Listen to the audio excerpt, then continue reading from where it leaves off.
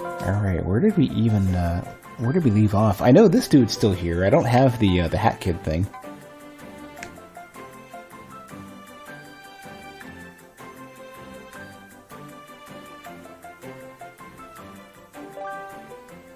Was I trying to make them tie, by the way? What do you mean?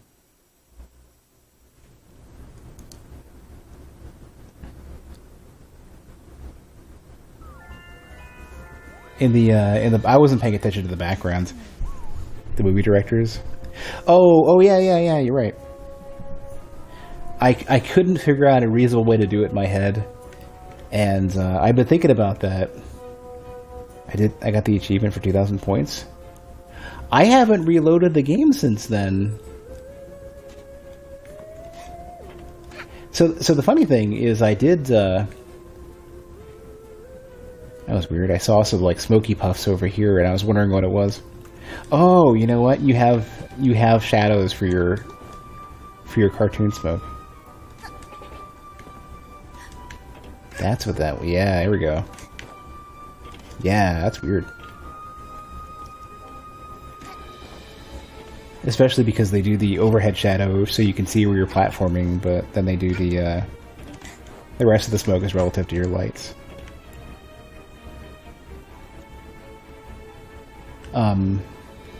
And I only do ambient occlusion for these things. There's no real shadow on these. Alright. No nitpicking. Last stream. At the parade level. Where was it? Where even was the,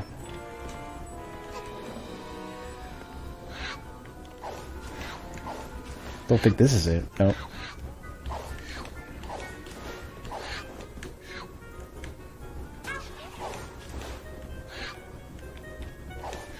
I think this is the ice area.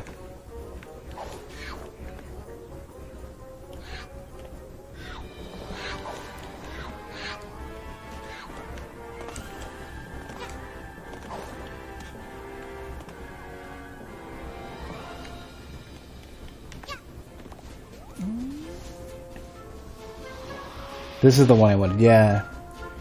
I think I passed it last stream just because.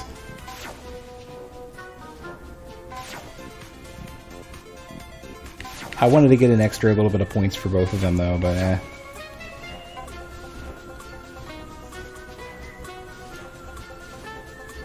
What was I gonna say?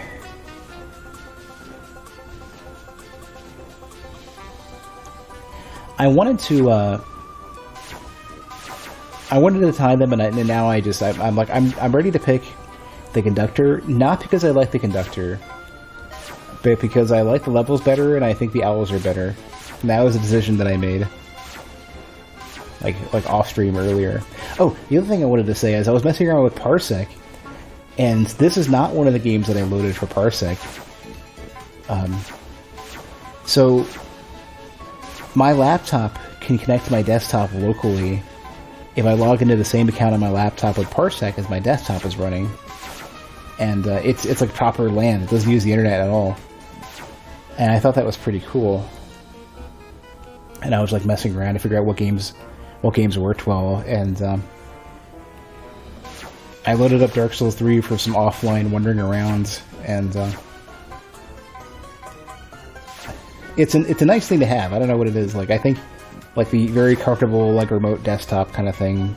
Yeah, it's a thing that's like remote play for Steam, but actually like runs well. It's basically low latency, high quality remote desktop for everything. Just if you could, like, can you put it on the screen? It just works. And in fact, some people were using it for like remote desktop. They have like Parsec for Teams, which is their business thing, that probably hosts. They probably like broadcast out to like another server. I don't know. Oh, you know what? I could probably do these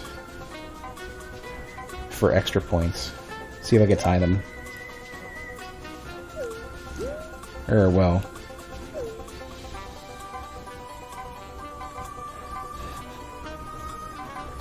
Where would I have to do this? Here.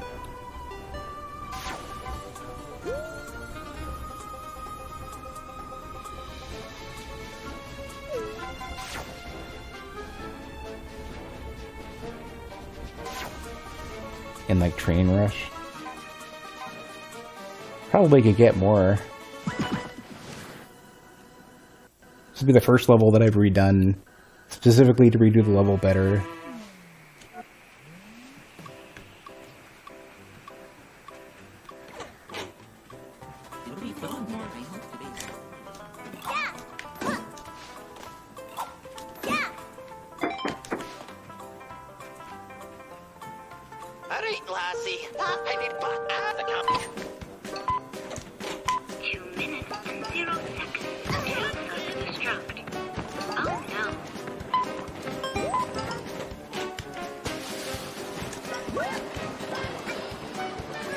Oh right, you can't double jump with that.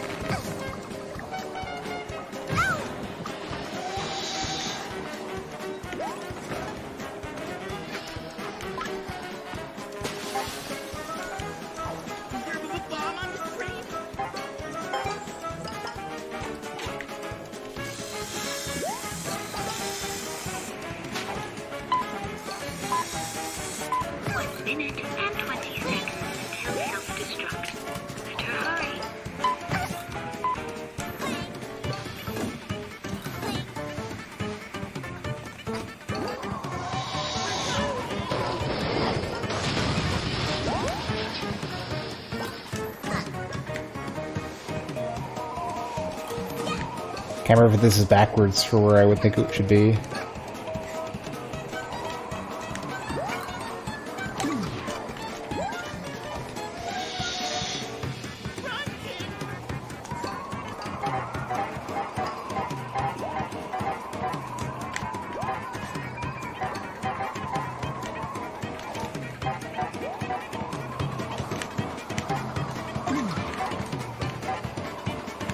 Wait, did I miss one?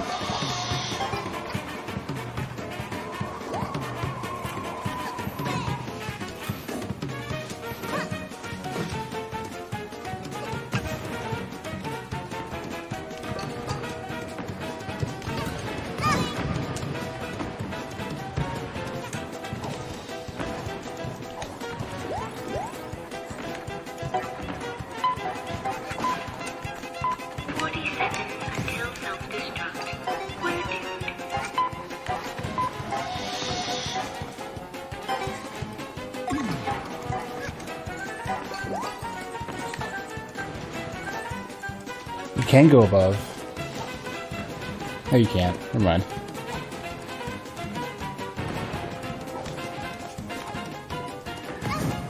Good enough.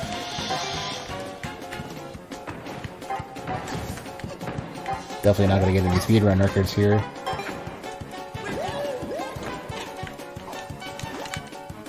Oh, you made it! Oh, Eric! I wonder if you get it based on time elapsed or based on how much time is remaining, even with the pickups. Kind of curious.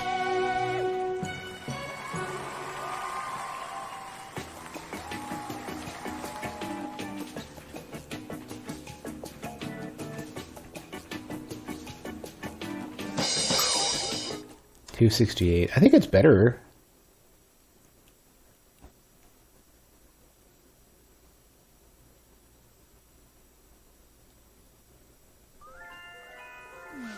Pickups help.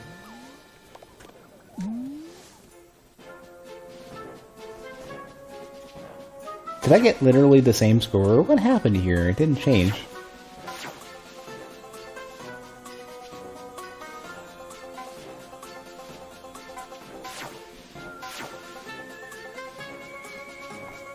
I got less. Oh, right, okay. Wow, I did worse even though I speed ran it. Okay. I did pick up time last time though.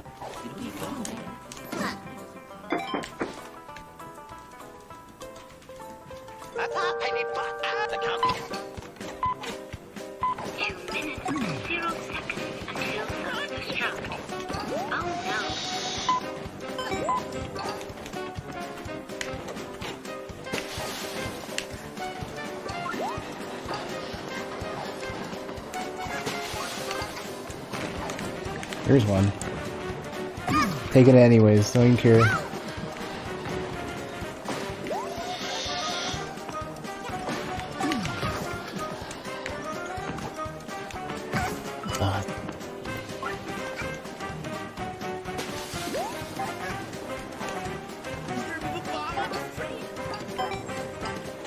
Still better.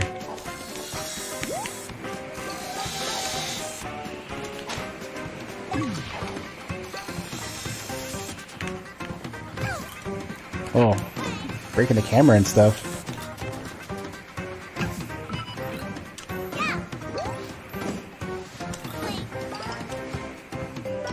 There's only so much you can skip. There's some stuff I feel like they force you to do.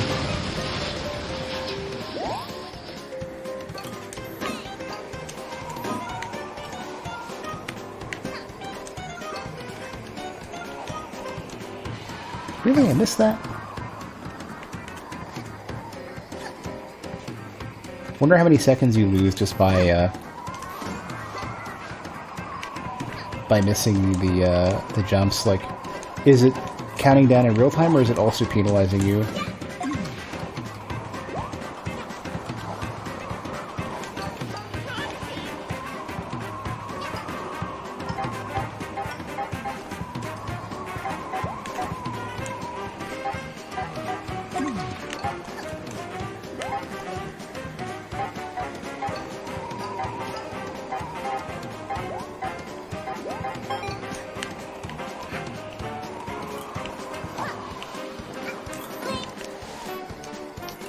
Ah, I had it too. Twice.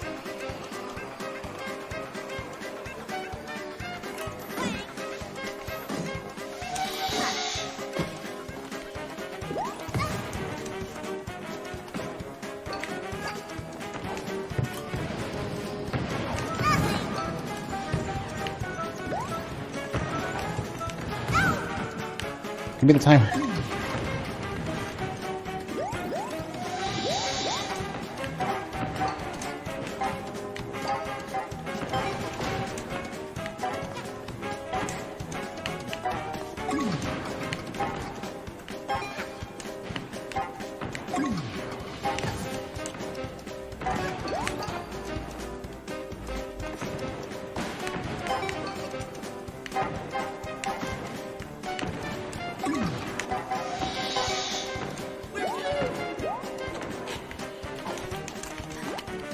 That should be better. Oh, you made it!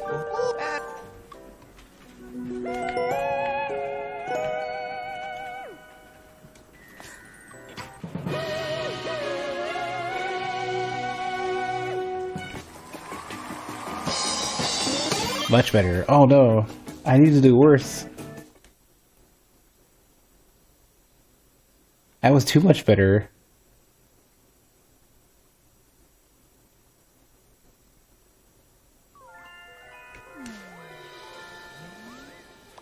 Oh man, and like the conductors levels are better too.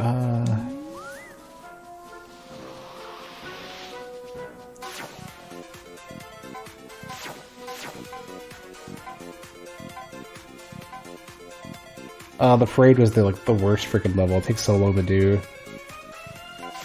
I'm fine with this. I'm fine with making the conductor win. I don't care anymore. I wanted the conductor to win. I just wanted to be closer to even. Oh well. I'm doing it for the owls.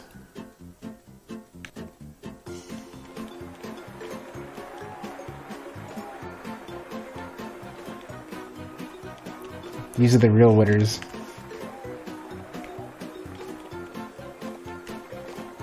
Thank you, thank you. Oh, you're too kind. No, please. Keep going. Oh, Lassie, it's you. I did it. I won the annual Bird Movie Award once again. Oh, imagine that face DJ Grooves must be pulling now, eh? Here, take this tiny, insignificant movie prop to match your tiny, insignificant efforts in securing my victory. Yeah, I can probably sell it on eBird for dimes and nickels.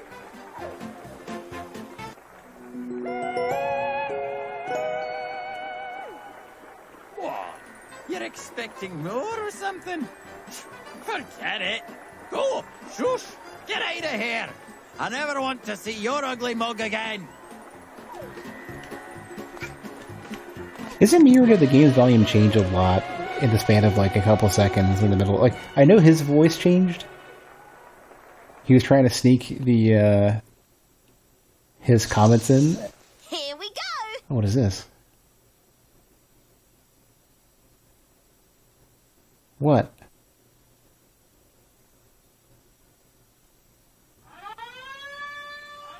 Oh, I see.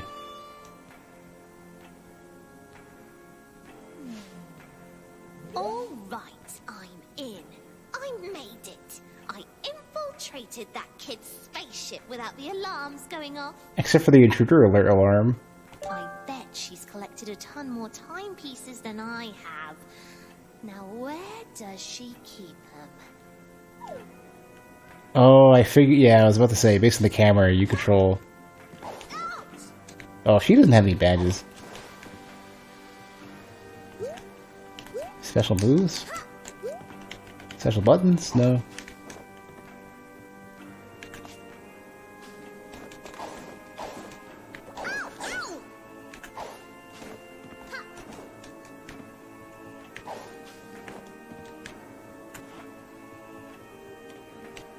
Oh, right. We probably can't get into anything.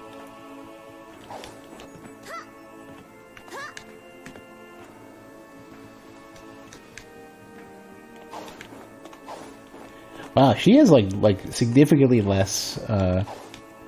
Maybe I never tried to slide up the ramps ever, but I feel like Hat Kid slides up ramps better. I could be wrong. Oh no, we have to. She probably has a lockpicking kit or something too. Jackpot! This must be where she stores them all. Time to mess with time a little.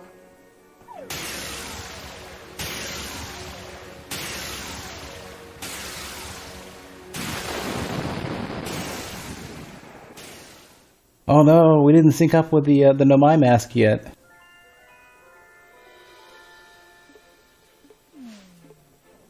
So we get for taking 22 minutes in the tutorial.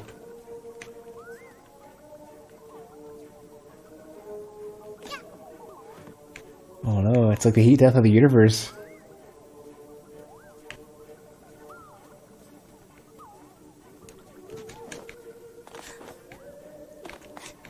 Oh, we better go find the Ash Twin project and get this sorted.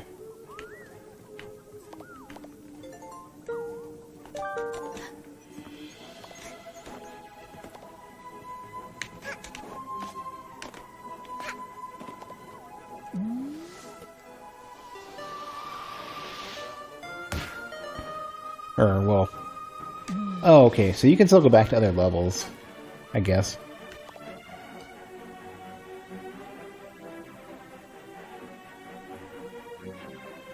Oh, yeah, this is this the, This is the Mafia King, dude. I never went to his shop.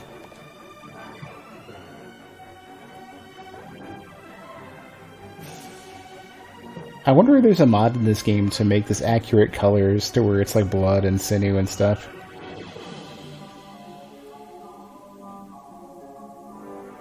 This is the only badge of any merit that I can purchase at this point. Because one was like, makes your umbrella auto-detect, or to auto-deflect.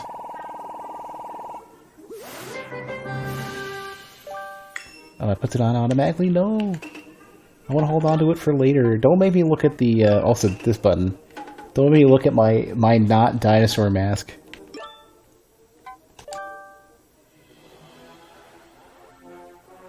Which one? This one.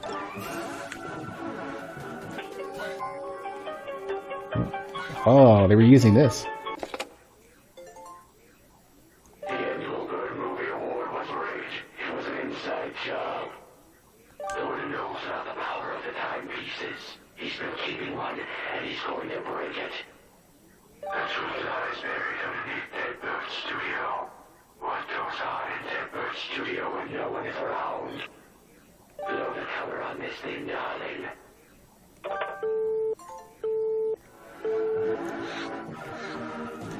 I wonder if this is directly tied to what Mustache Girl did, or if this is something special. I wonder if it doesn't unlock until then.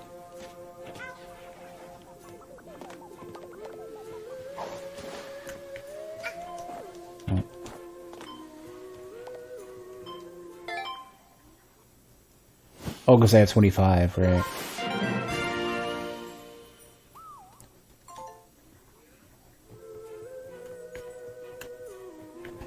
Time's End. I wonder, if that's just because Mustache Girl's been messing around, or because, could that be because we're getting close to the end of the game?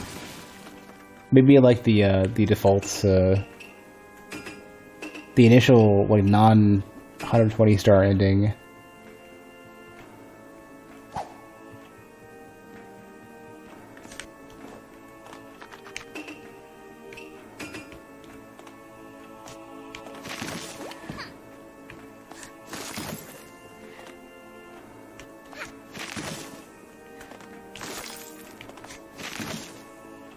I think I need a gravity effect.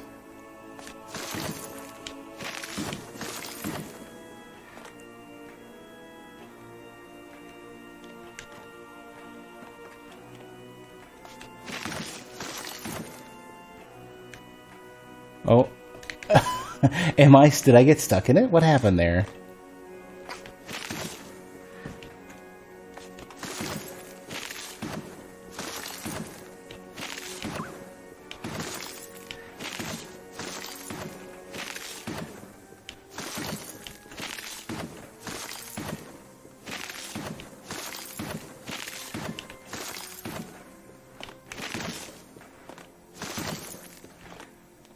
Well, I know the solution to one of these right away.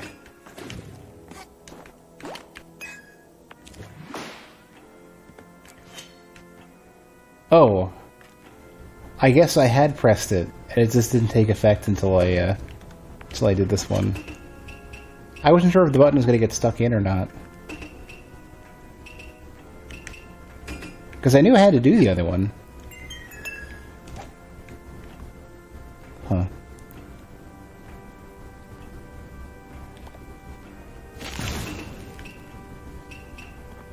I don't like this mask. I don't like this sub mask.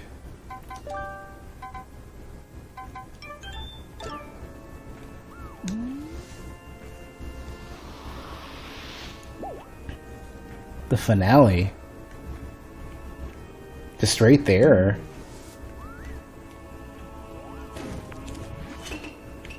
That seems a little sudden.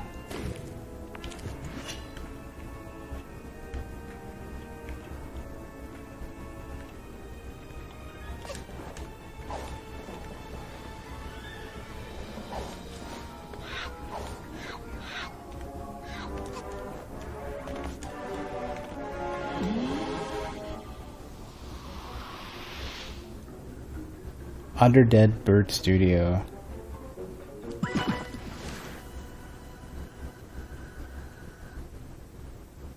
Well, it just seems a little strange that the finale would be...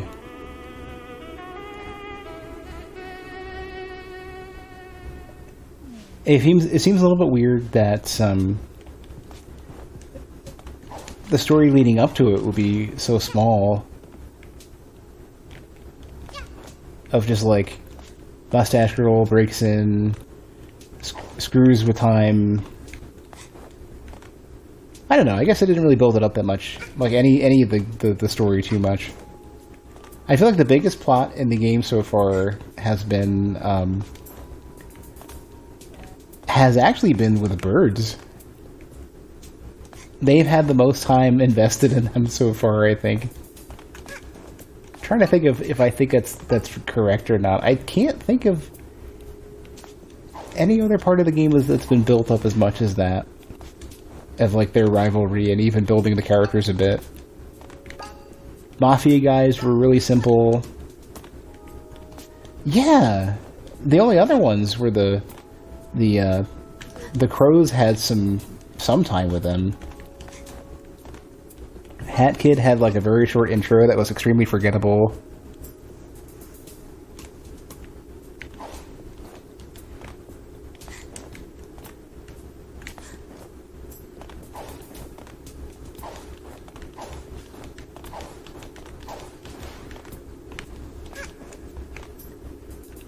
Well, good thing I gave them bogus information and I messed up the capture for them.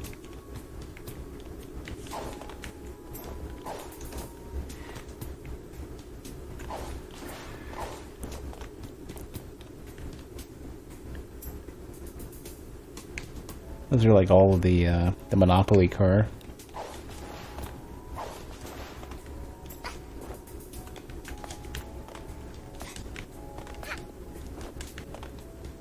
Oh man, alternate universe, like 68 version of me is terrible and has awful choices.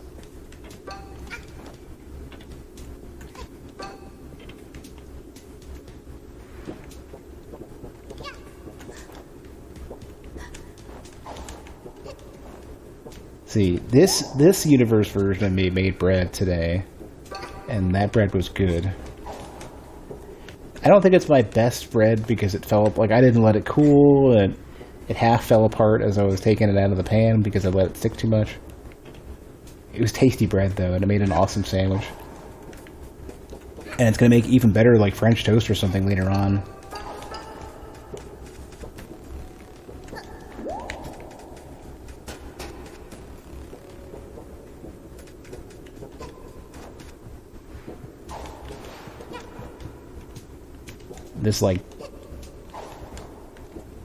This particular blue is like murdering my eyes.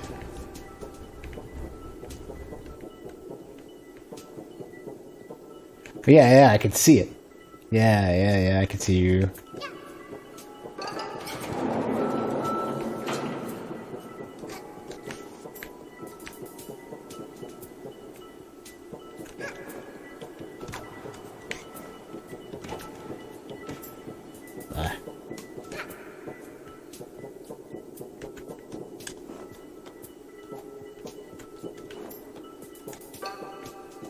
Ooh, it's one of those two, okay.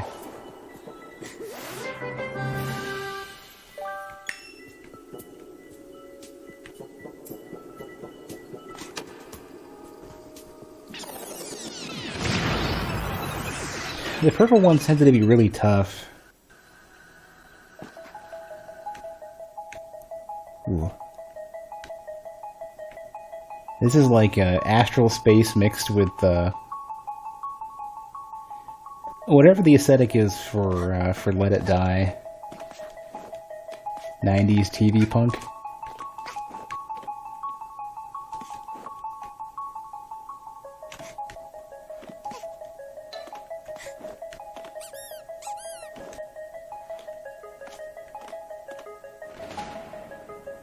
Oh, this will give you more story. Okay, you know, there actually was more story. More story for the Queen even so far than Mustache Kid. Is it Mustache Kid or Mustache Girl? I know it's Hat Kid. Right? What was the question mark all about? Mustache Girl, okay.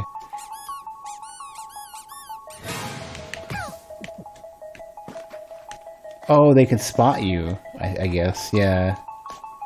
Oh no, it's a stealth mission, no!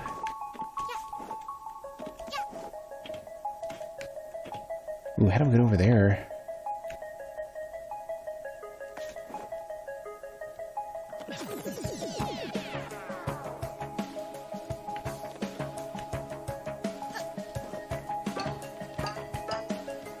Ah. Oh, right, you take damage too. Ah, stop it.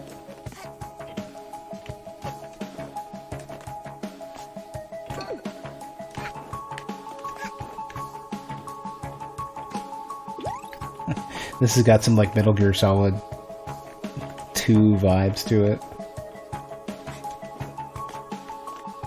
What?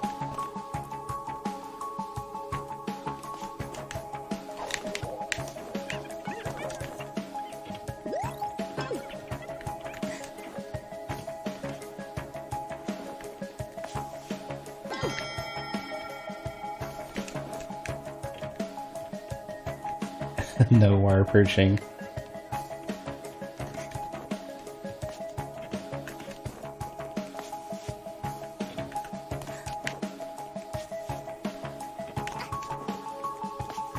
I can't grab that?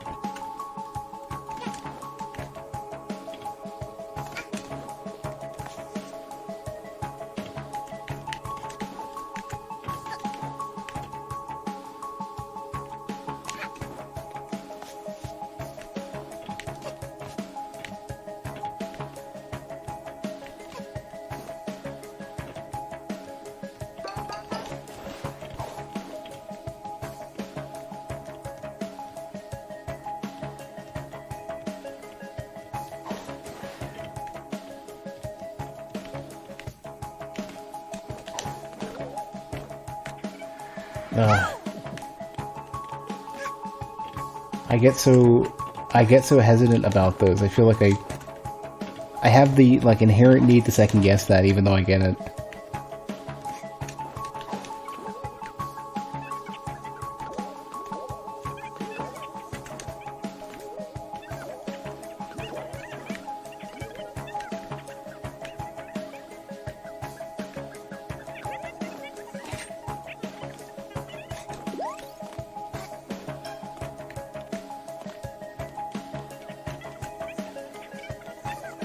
Surprised I haven't got a crown yet.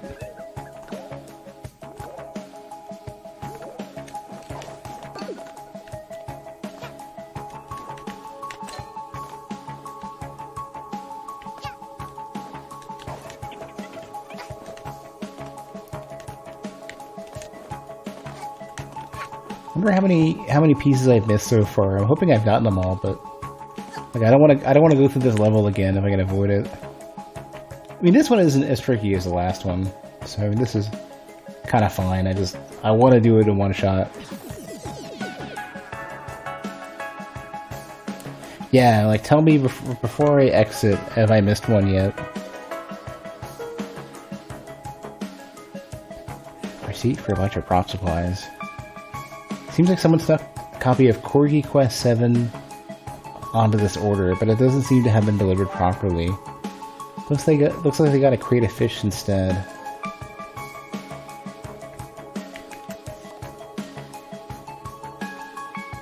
Have I missed any so far?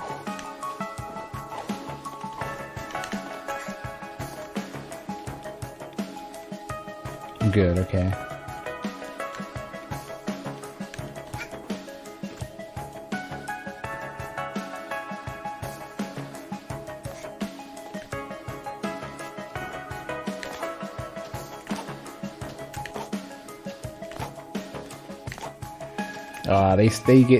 They force you to be stuck there.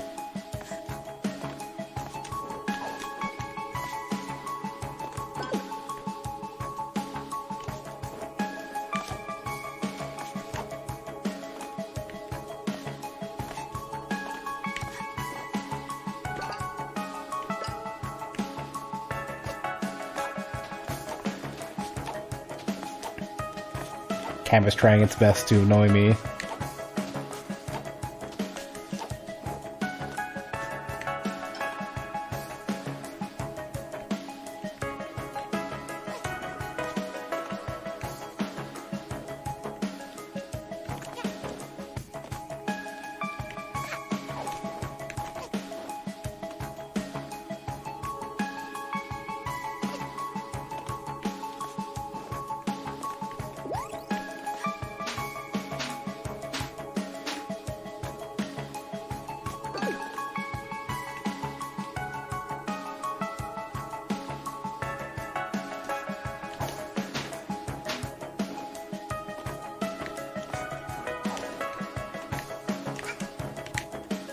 Oh, I sort of can stand on them. I just slipped right off. Right? That's risky. Let's not do it.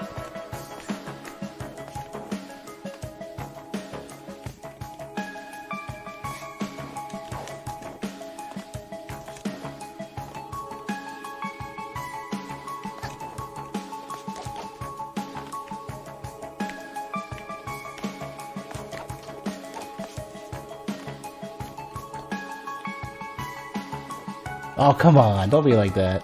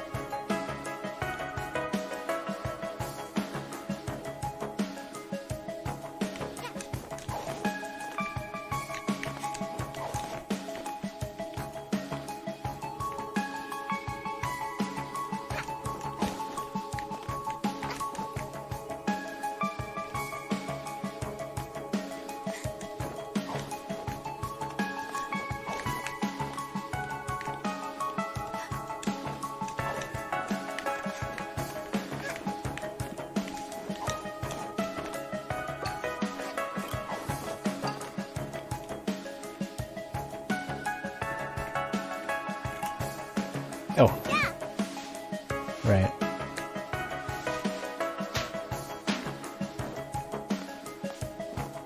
Oh, right. Or whatever.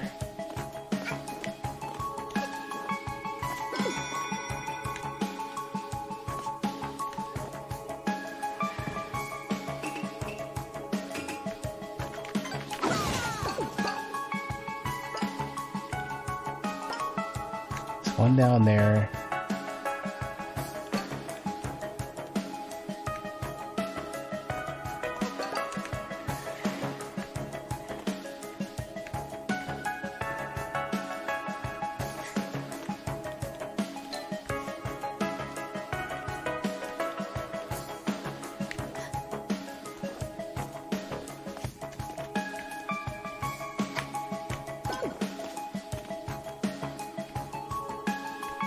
They love that. They love putting that there.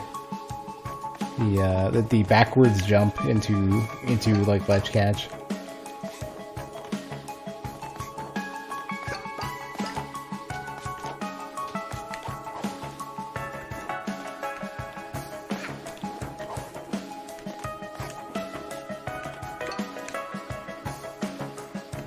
Oh yeah, that's where you need the ice hat.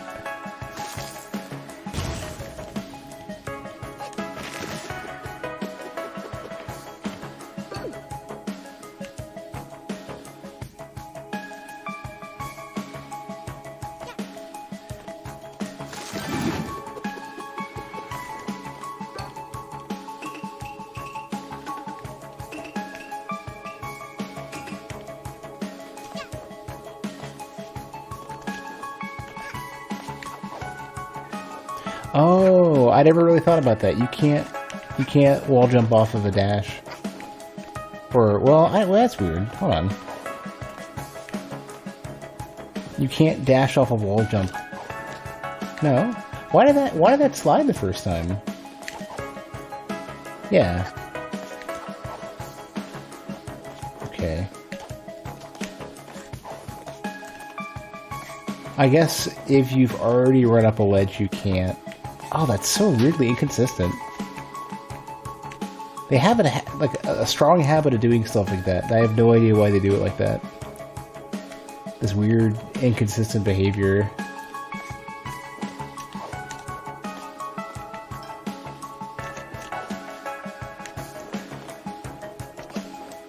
You've wall jumped and died, you can't wall run again. Yeah, it's like... It's so limiting. It's like, I'd rather design the levels differently than do that. Also, do I have them all or no? Am I good so far? Good, okay.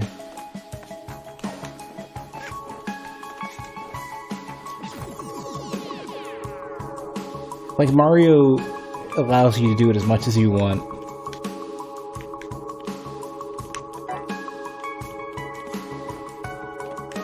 And this game is like, nah. Like, make it feel like really bad and arbitrary whether or not you can do it.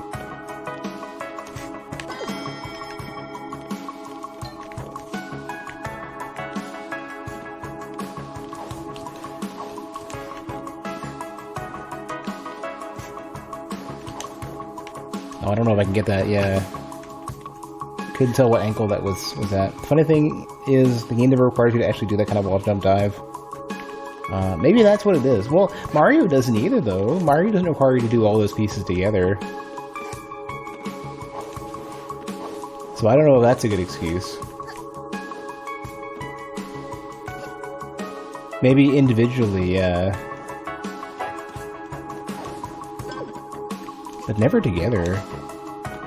Like, you're never required to do a, like, triple jump into hat throw, dive on hat, bounce off a hat, do another dive. But you can, and you can also do that entire sequence off a wall jump as much as you want, so long as you can actually wall jump. Well, for Odyssey, obviously, that doesn't apply to the other ones.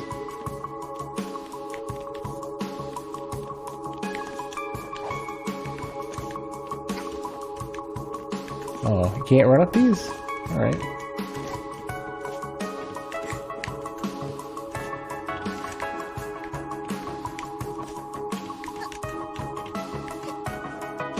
They put an invisible rectangle under this bit so you can't go inside.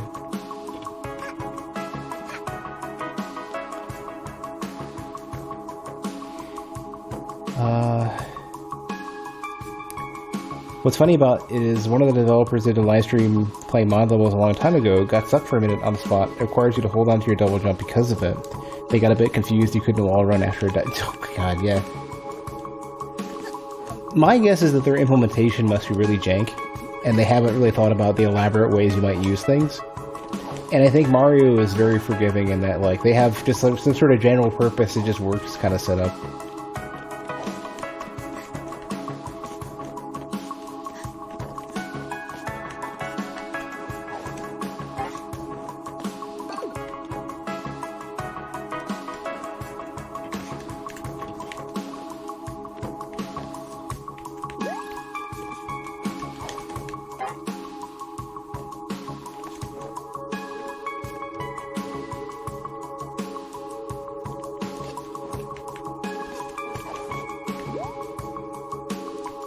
If you knew enough about Unreal Script to change that, you consider making a mod to change it. Is it something that Unreal Script would be be able to do? Is it not just an inherent engine thing that they have? I would expect it to instead be a core like engine problem more so than something you can fix in script.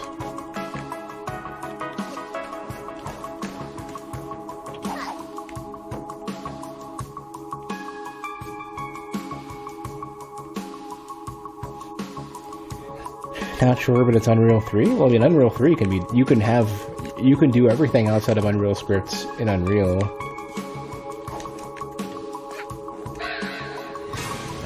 Whatever.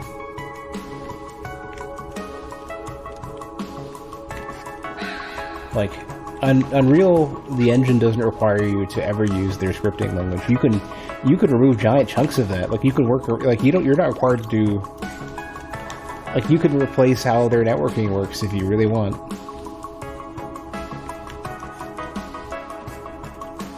Especially if you're like a bigger developer and you have basically the source for it. God damn it. This inconsistent, like, wall grabbing behavior. I'm curious, how much of the game is done in Unreal script? I mean, for this game, I'd imagine it's probably a lot, but I wonder if it's even down to, like, platforming behavior.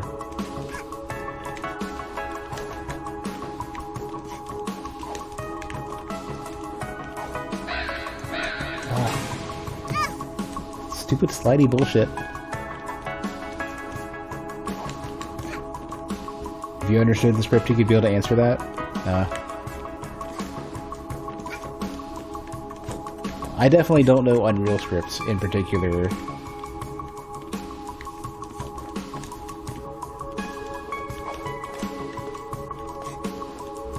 I don't have a lot of experience with Unreal as a language, or as an engine.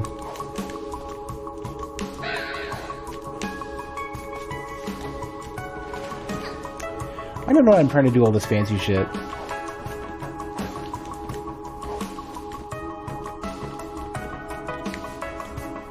Dead language anyways.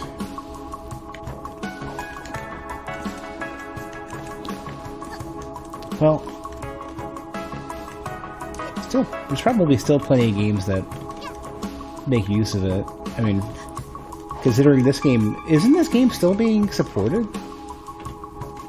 Wasn't the Yakuza very recently added?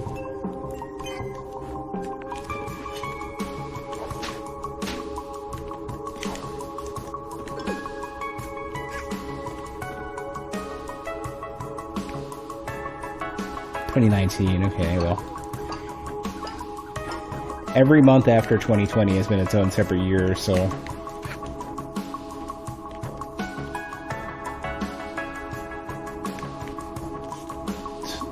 Everything, it's hard to separate out. Oh, God damn it. It's hard to separate out 2019 from 2020 at this point without thinking it's like been a decade.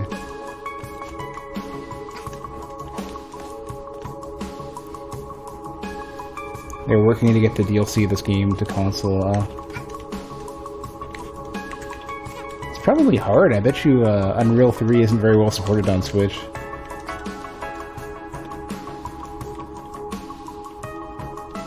Not like GameMaker or Unity.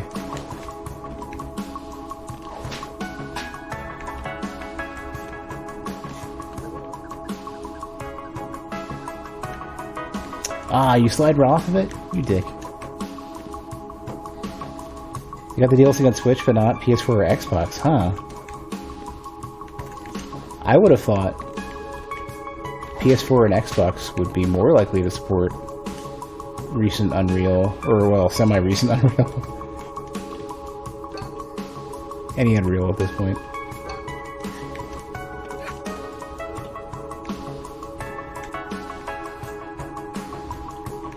Have I gotten all of the pieces here?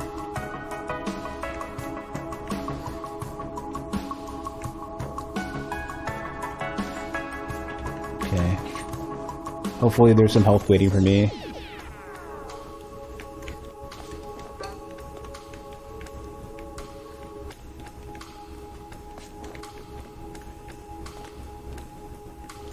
So there's one more on the last floor somewhere.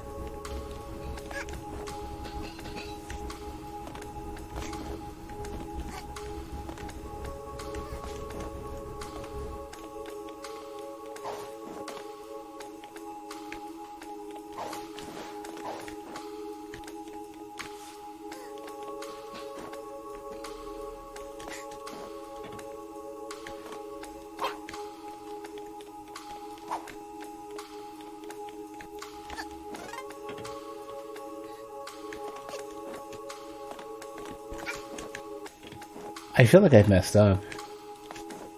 Oh, never mind. They're pointing it out to me.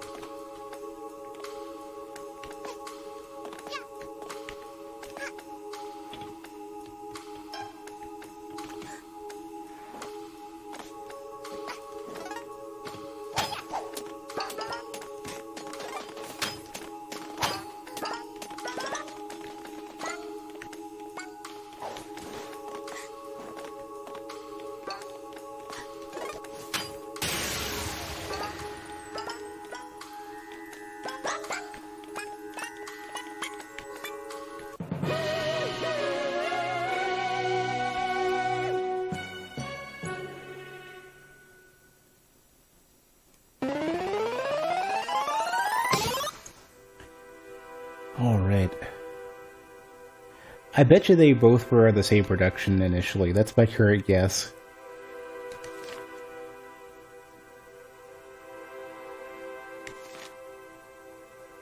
Oh, are they literally? Well, I guess they're probably... depending on... Well, let's let it play out.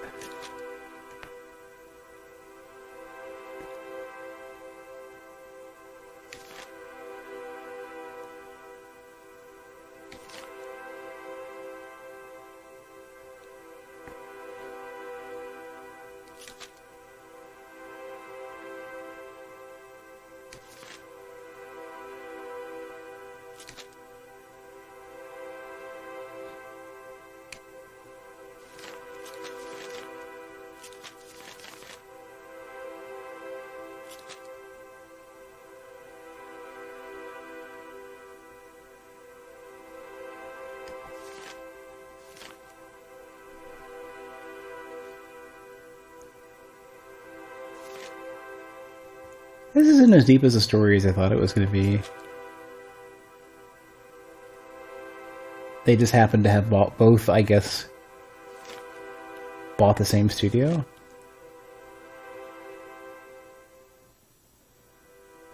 Although a lockpicking lawyer would take issue with this because the grooves and the keys aren't identical. So this lock is either really, really bad or especially complex.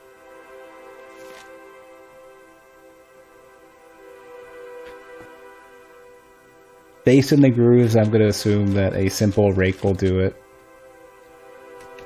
Just jam it and jiggle it around, and then it'll pop right open. No sweat.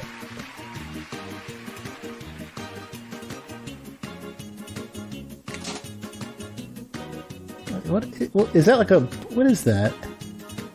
I don't even know what it is. It's some sort of weird, like, smushed up butterfly. Nope, or not butterfly. Ladybug. Reroll. Alright. No, I don't want that. Fine, I'll take it. It's intestinal distress green.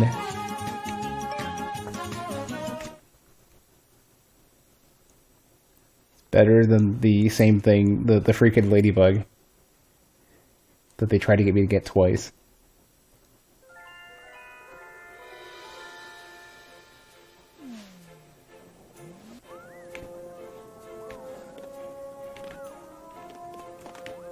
Oh. Camera, please. It's like old. It's like an old people style version of the one I had before. Hey, Vips.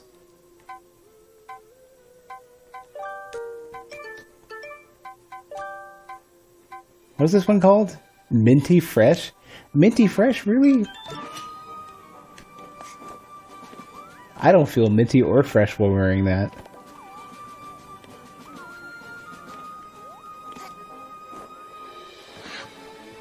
I'm a little bummed that the backstory for the conductor and DJ Grooves didn't end up being like way more elaborate.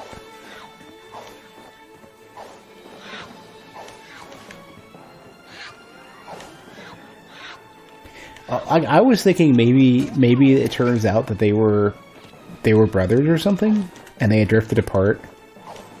And how they both had the similar aspirations. Like I was like, it almost kind of was presented in that way, except for they had the very distinct, like, they're both watching the same TV, but it's clearly they have like you know, one's in the sun, or one's on, you know, one's on the moon and the other one's on some other, you know, planet.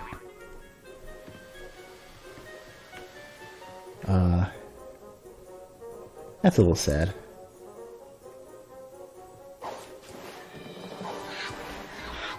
Wait, the one I want to go to is here. I want to see whether or not I'm impressed with the this final dealio.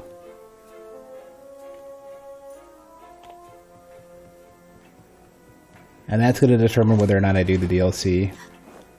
You need to blow me away.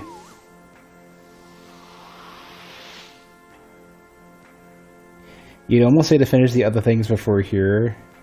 Start boss. Not even level. What else is especially great here? Like, I need something that's gonna not disappoint me. I'm a little bit undersold so far. Chapter 2 and 3 finale. Okay.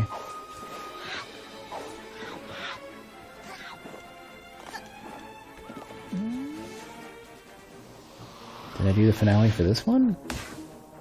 This is the finale. I did it. I got the ceremony. What was chapter 3 then?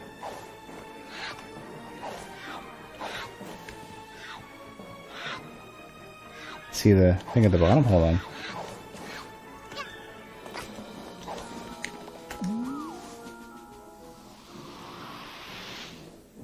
Oh, yeah, it's because okay, so after getting the story bit, there's something new.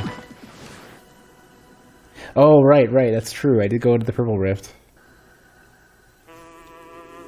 I got distracted.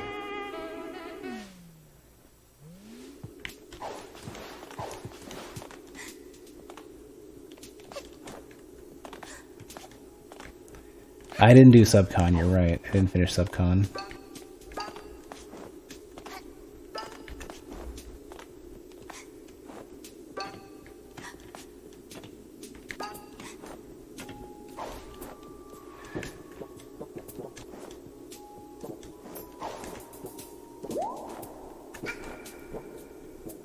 This is like nuclear blue. This is like...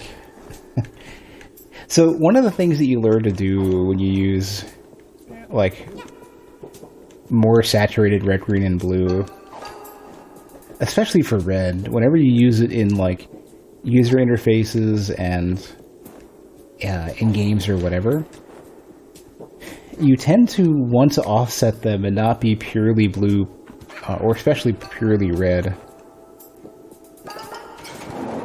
Because red doesn't compress well. Red looks like shit everywhere except for Twitch's compression works pretty well. YouTube cannot handle red.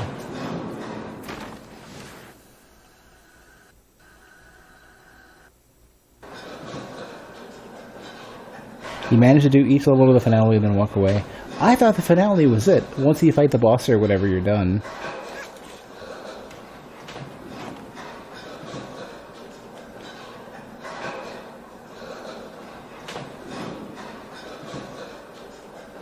Maybe that's why I'm missing so much story.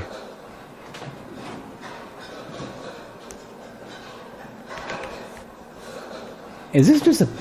This level looks really big. Well, that's a sound.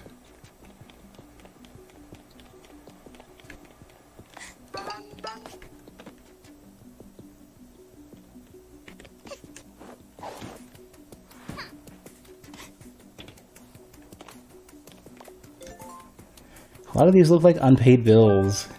Makes sense. You don't recall seeing many cinemas on this planet, and destroying trains probably gets pricey after a few takes.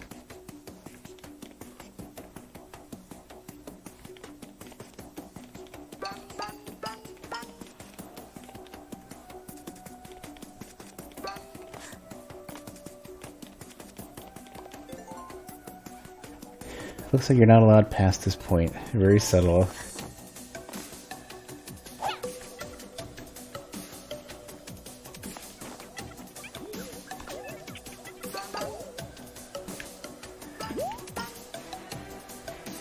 I've only repeated that level 3 times. Which level?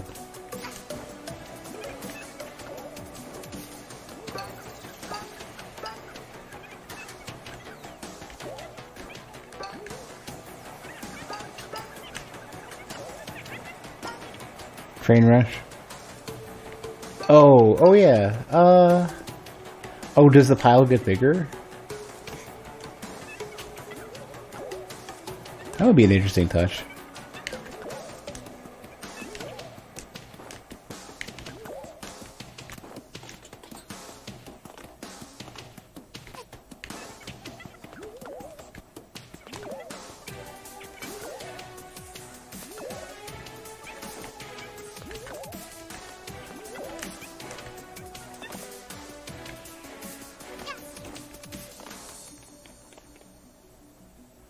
Oh, am I gonna go all the way up there and go back down? Okay. I can see that. Have I played the new Hyrule Warriors? No, I haven't. I'm not sure. I watched Velhart play it, and it looked very much like what I thought it was, which is like a Musou style, you know, Dynasty Warriors-esque game. And while it seems coherent, probably not my thing.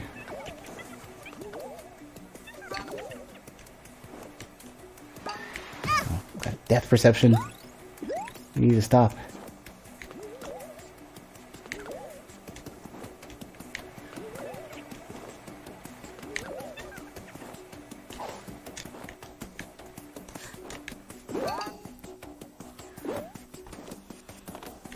This time he's completely incorrect. But know about it. No one told us, right? He's got plenty. You don't need this one. So the conductor is in on this.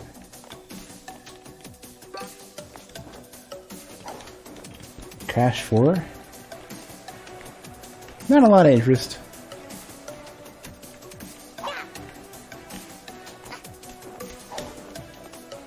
I probably would be more likely to play it than Hyrule Warriors, I guess. Because it seems to be a pretty... Wait, that's the one on... That's the one on, I guess, PS5 at this point? Oh, I mean, it's Crash. It has to be PlayStation. Right? Is that the super new one with time travel and stuff? Because there was like the side-scrolling platformer one, and then there's some 3D platformer one. Maybe I'm mixing up the games. One looked actually pretty interesting because it looked like a very big, like, exciting experience to play. The other one looked like a pretty standard fare, like a continuation of the older Crash games, which I wouldn't have been super interested in.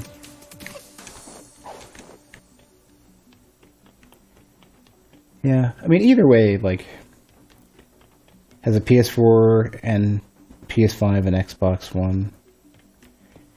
That's the one, though, where they were showing off, like, going into the portals and it immediately transitioning because it loads so fast. Wouldn't it be kind of, like, underwhelming to play it on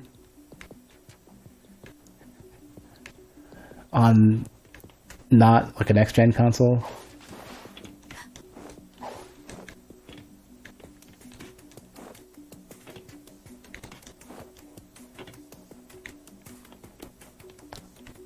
Also, I'm guessing it's time travel. I'm not exactly sure what I was looking at.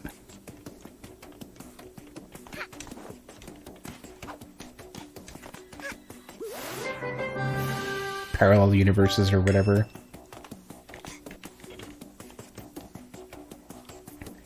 That one with portals is Ratchet and Clank. Okay, I'm completely getting these messed up then. These mixed up.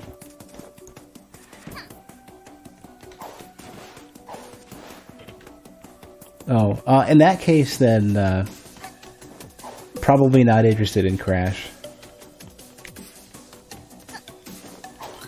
Like it seems coherent. It seems like a fine game. I'm a little picky though, or a lot picky. What? Did that just? Did that put me through a? Did that damage me? Like, I didn't fall too far. Oh yeah, like I can land on it. It's not even a far jump. They just don't give it to me. Wow, how rude. All I want to do is get over there. Figure out how to get up there. Oh, you know what? I would have needed a key or something. I don't think I can get in from the top.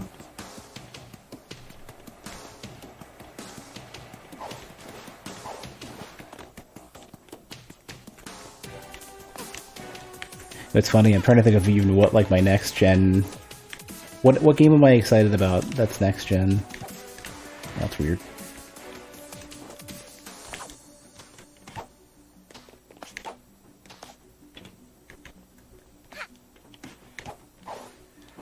What? What type of games do I like?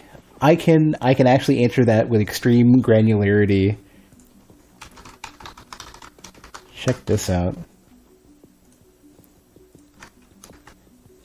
There's like lots of notes and stuff too. I tend to play a lot of 2D games. I played the Souls games for a while. Well, back in the past, I played a lot of first-person shooters, but not really much on stream. Used to be more into character action games than I am nowadays.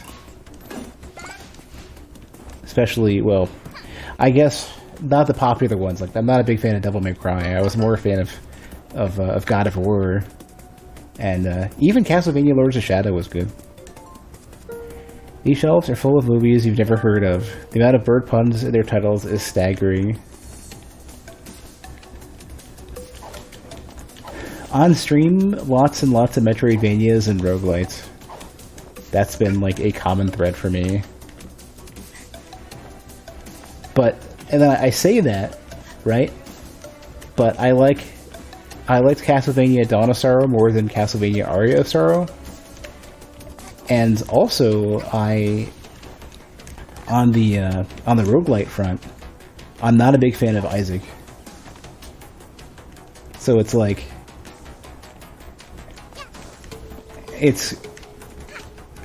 there's some weirdness to my tastes. You're more of a Nintendo guy. I think for me it's like, I don't really care what device.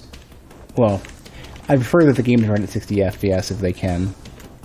So I was disappointed by Breath of the Wild, for example, but I typically don't really care what device I'm playing a game on, so long as it's a game I like and it doesn't run like crap.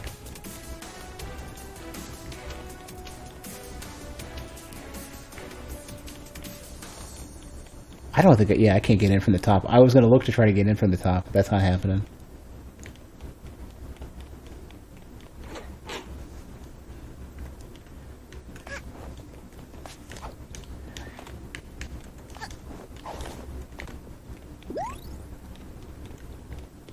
I think of all of the consoles that I've played so far, I think the Nintendo ones typically have more games than I'm interested in. But it went from like GameCube with not a lot, Wii with a little bit, and then it dropped off to almost nothing. Whoa. I'm so good at breaking this game. I have played Ori. I played both Ori and the Blind Forest and Ori and the Will of the Wisps. I don't think I wrote it down on the... I wonder if I can do that again. Oh, I can. I think the gameplay in Ori and the Will of the Wisps was generally better, but I think Blind Forest was overall a better game, like in terms of like being coherent. Like the story in Blind Forest was generally better, and the presentation was better. Such a strange. I have played Hollow Knight. I haven't played most of the DLC. I got 99% on the base game. I didn't do the Flower Quest. I tried the Flower Quest. I just wasn't a big fan of it. There was a multi-stage, like a 10-phase boss fight that I beat for part of the DLC, as well as a chunk of Path of Pain. I didn't finish that though. I liked it. I think Hollow Knight is probably one of the better Metroidvanias that's been made. Though,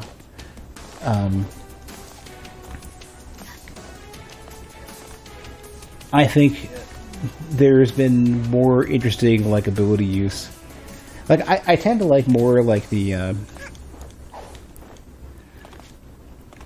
I tend to like more of like the you know, what's been done with like Order of Ecclesia, Aria of Sorrow, Bloodstained, Dawn of Sorrow, like the sort of like collectathon, like collect your abilities, and that tends to be more my flavor.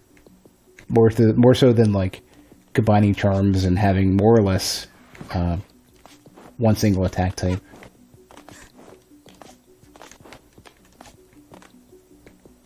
Also, Hollow Knight tended to be the most non-linear out of any of the Metroidvanias that I played. I guess with the possible exception of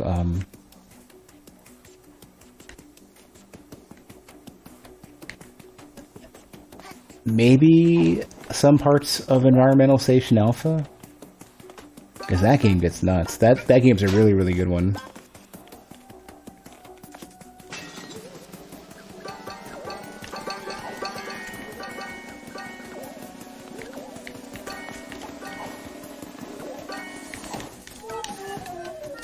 Whatever.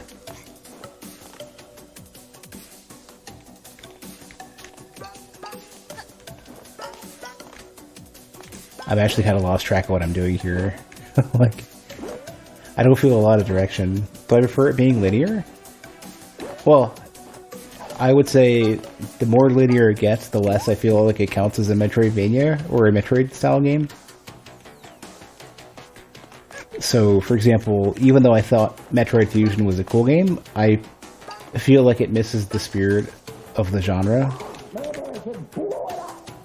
Also, Metroid Fusion and Metroid Zero Mission both have the awful physics from, well, they both have also awful physics. I hate their jump physics.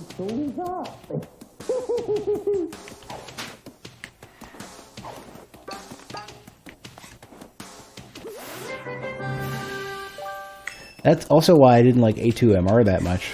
Like, I thought it was coherent, it was competent, but I hate the physics. I hate that, like, super high gravity, super fast jumps. I miss the floaty jumps from Super... Like, I guess Super Metroid was the only one that really had that. Super Metroid and the first game both had the floatier, spacier physics. The label reads, ticking clocks. You think of one being advanced and shiver.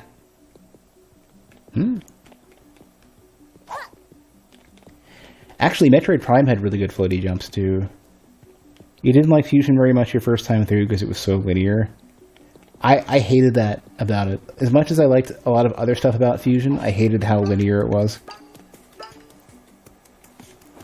And so the funny thing is that, like, Other M had a similar kind of, like, linearity that I hated about it, as well as the weird power justification that seemed so, like, atypical for Samus. And, like, all the firing into the background sequences for Other M I didn't really like. But Other M felt good to play. Like, if you just turned your brain off and there was no story to it, it felt like whatever type of genre, whatever type of game it was, if it was a Metroid game or not, it still felt good to play. And the secret final boss for Other M practically redeemed the entirety of the game because it was so good. Play Zero Mission before it, you think, and you learned how to infinite bomb jump and infinite wall jump. I never learned how to infinite wall jump. I don't know if I learned how to do either of those in the Zero Mission, like the super heavy physics.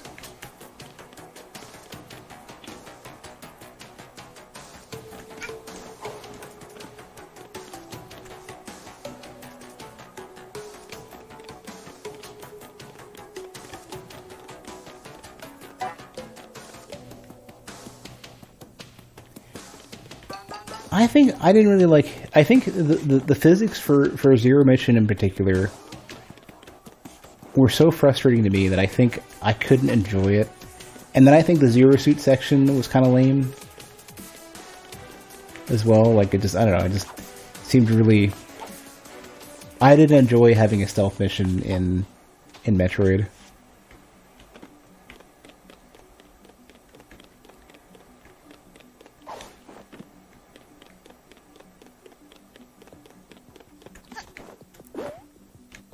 I don't know.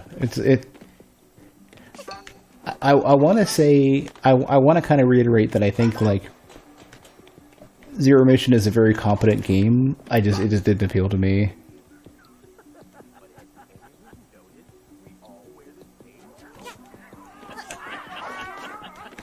It didn't even matter what he said anyway.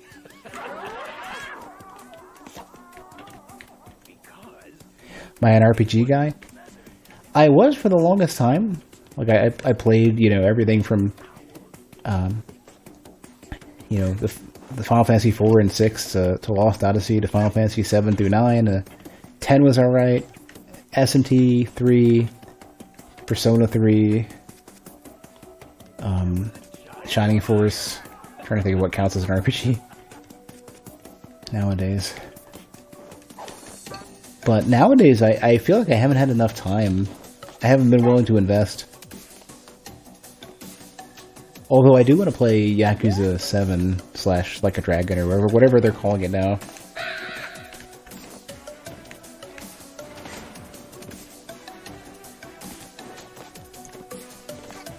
I want to play Persona 4 at some point. Same with 5. I think if I had a better schedule for the stream, more consistent, than I would. I've been a little bit worried about diving into longer games as a result. Actually, like, a lot of self-reflecting for streams has done that too. Like, do I want to dive into a game that I might be really interested in that nobody would care to watch? And then spend all that time letting the stream rot because nobody cares to watch? And it's like, I've been back and forth between, like, do I want to focus on enjoying the stuff that I like to stream and I like to play, or try to find, out of the games that I do like, the ones people are going to want to watch? Hey, Learning.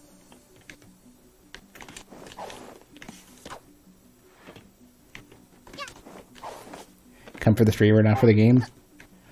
I appreciate that a lot. I feel like I'm doing a bad job of being that streamer, but that's my goal in the long term. You're not really into RPG games? You did like the Mario RPG? Oh yeah, I did play, I played the initial Paper Mario. I played up to the first major boss for Thousand Year Door, and I didn't finish it. And, I did the Super Nintendo Mario RPG, which is really good. And then I did, the one with Cackletta. I can't remember which one that is. And Fall. And I really, really liked that one. Like, ages ago. Maybe in the end, the best move is to play what I enjoy the most. Well, I probably would have jumped on Outland sooner, even though I've already played it. Because I remember really liking it, especially later on. Early on, it's a little slow.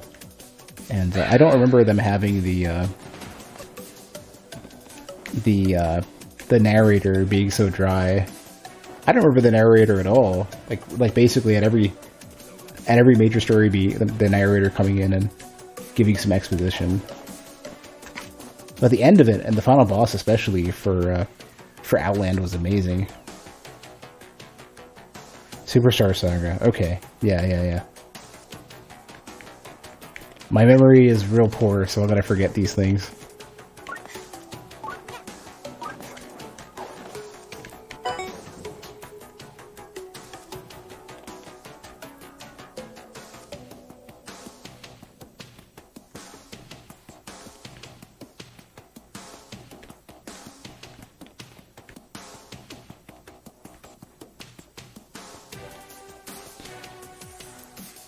Might just be success bias, but you remember a streamer saying you find a game you really enjoy and build a community around it. Yeah, but there's not many games I'm going to go back and play long enough to build the community for. And the ones that I did build a community for, all bailed out the moment I moved on. So 99% of the people who ever watched me for Dark Souls and nothing else. And I mean, there's a couple people, obviously, Star Schultz and others are still around from the Dark Souls era. But majority of anybody who's ever watched my streams is gone because I stopped playing. I could only go so far with Dark Souls 3, and they nerfed what was fun in Dark Souls 2. You're from that time, but not from Dark Souls. What did you watch before? I'm kind of curious. I know Graveyard Keeper I played for 100 hours. Stardew Valley I played for 100 hours. Don't Starve. And those did really well, but I only really did one playthrough. You'll lose some viewers, of course, when you switch the game. Yeah, that's the thing. Like, variety streaming seems to be one of those things where, like, you need to figure out how to bump your core audience with from game to game. Pick up one or two here and there every while or so.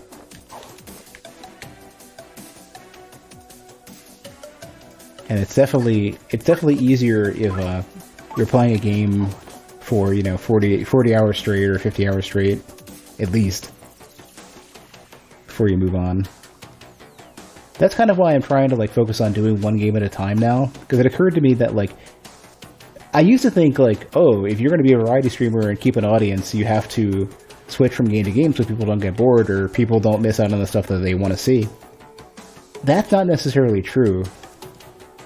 Because for getting people's attention on the way in, I think the most important thing is to be around over and over again for the thing somebody wants to watch at a given time.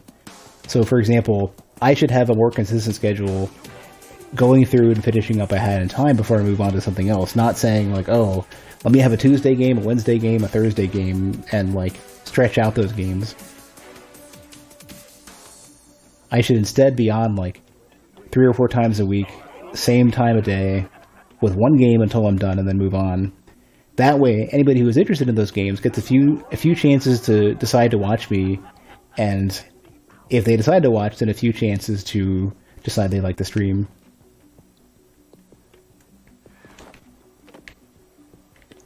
Oh, I've already opened it. Okay, I was about to say.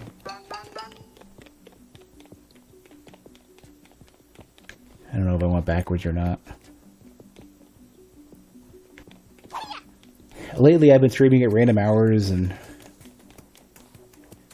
kind of been a bit back and forth with things.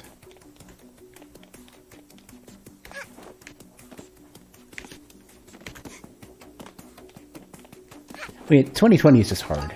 Like, nothing that keeps my mood in check and makes me like an even person, a consistent even person. Nothing is working for 2020. Oh, this camera's killing me.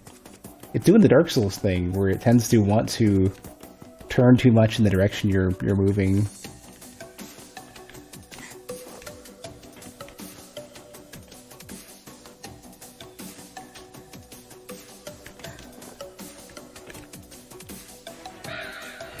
I wasn't sure if I could get through.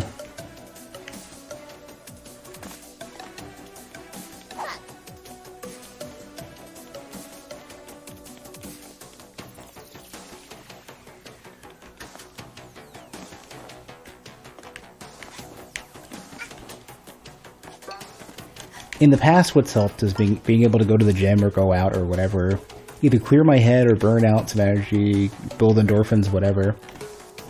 And I haven't had that.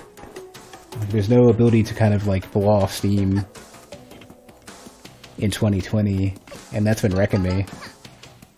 That's why I need to go and like build a, get some equipment and build a home gym.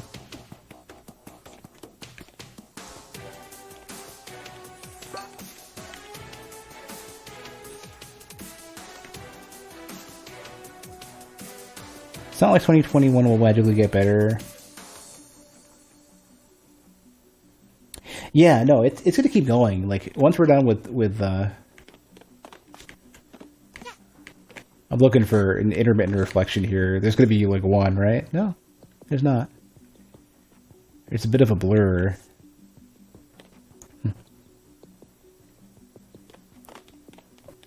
I need to sort of, like, hunker down and say, all right, well, because we're not going to be done until, like, at least July or later, maybe the end of 2021,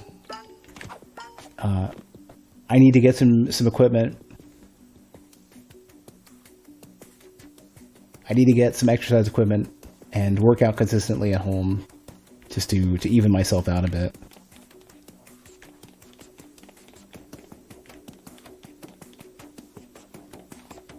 What is this? It looks like this is just a dryer. It strikes you that this might be the gaudiest, most excessive thing you've ever seen. Doesn't look like there's an easy way to take it with you either. Shame. Resistant bands are good alternatives too. Well, I need cardio. I need mega cardio. And I'm like too self-conscious to go out. Even somewhere quiet without people.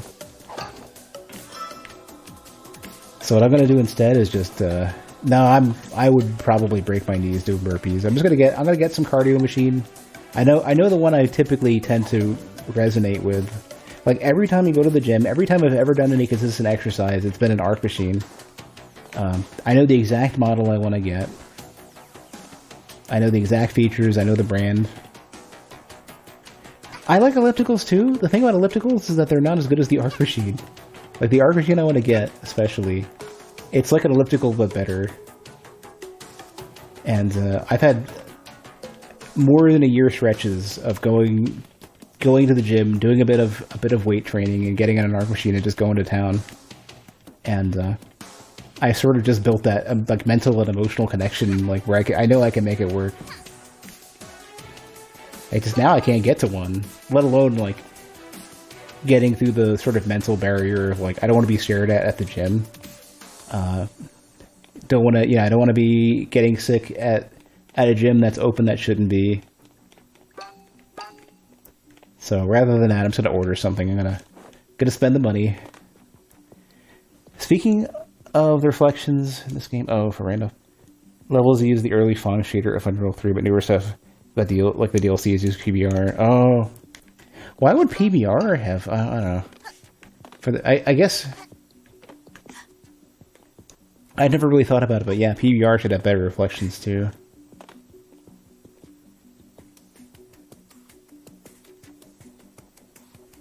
You're also not going to rush first in line for the vaccine either. Sounds like it'd be chaos. Well, I would hope that first responders and healthcare people get vaccines first. They need them the most. They're being forced to work.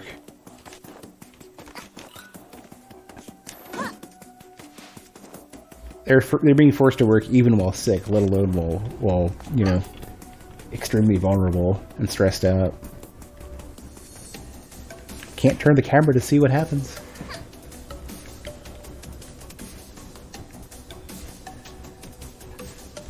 Yeah, I'd hope there is. I'm hoping that there's truth to that essential workers are going to get it first.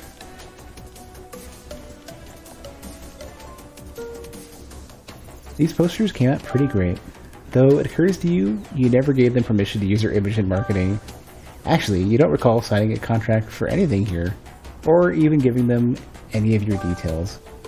It's possible you aren't getting paid for these movies.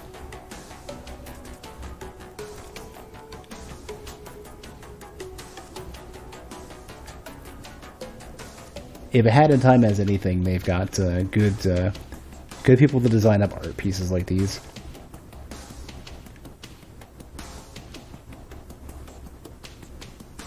Get one of those framed in your room. I've been so hesitant to buy posters or any sort of wall anything for games even the games that I really, really like.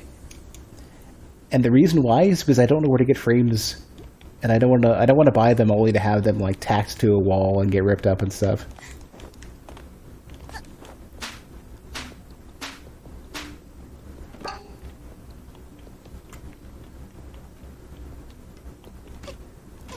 And I feel bad because I want to have wall art for stuff I enjoyed.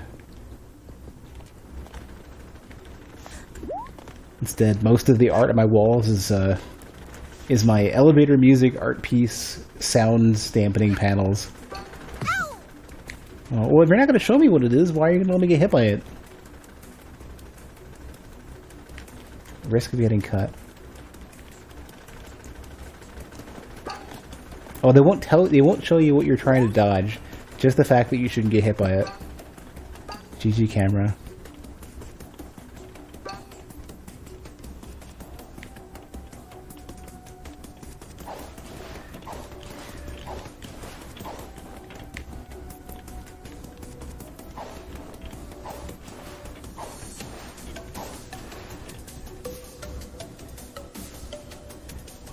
For your smaller posters, you have double glass pane things to seal the poster, and they're better. For the massive poster, it's one big plastic sheet.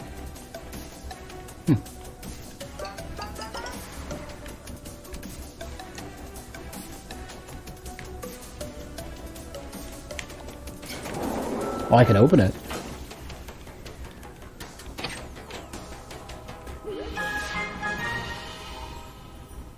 There we go. There's our last cake piece.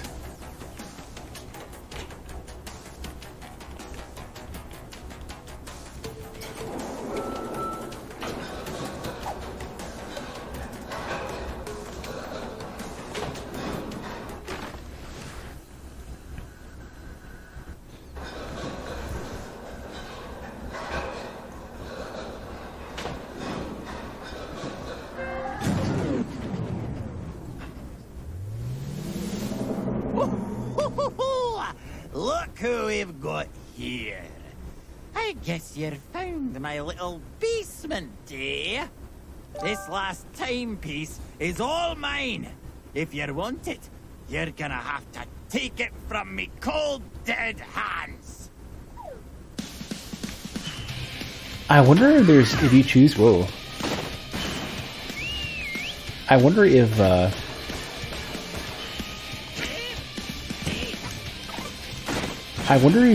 you have a boss fight for whoever loses. Huh.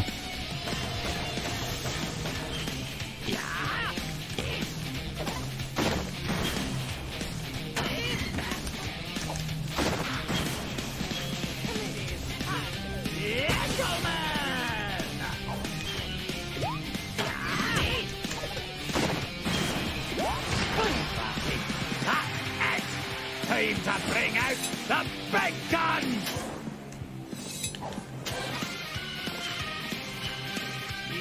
Oh, he's gonna do it on a. Is he gonna do it repeatedly? No.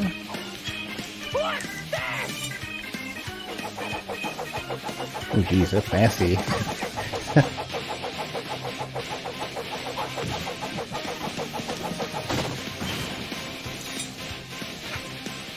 Check this out!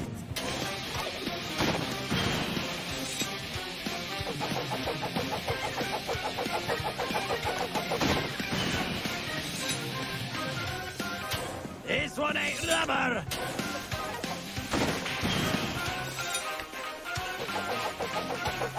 So one thing I like about the bosses in this is that they tend to not just be 3 hits to kill. I never necessarily liked the 3-hit really short boss battles.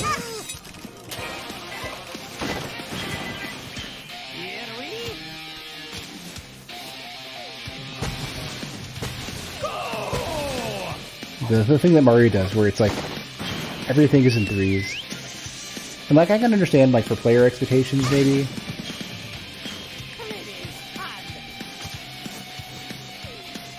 but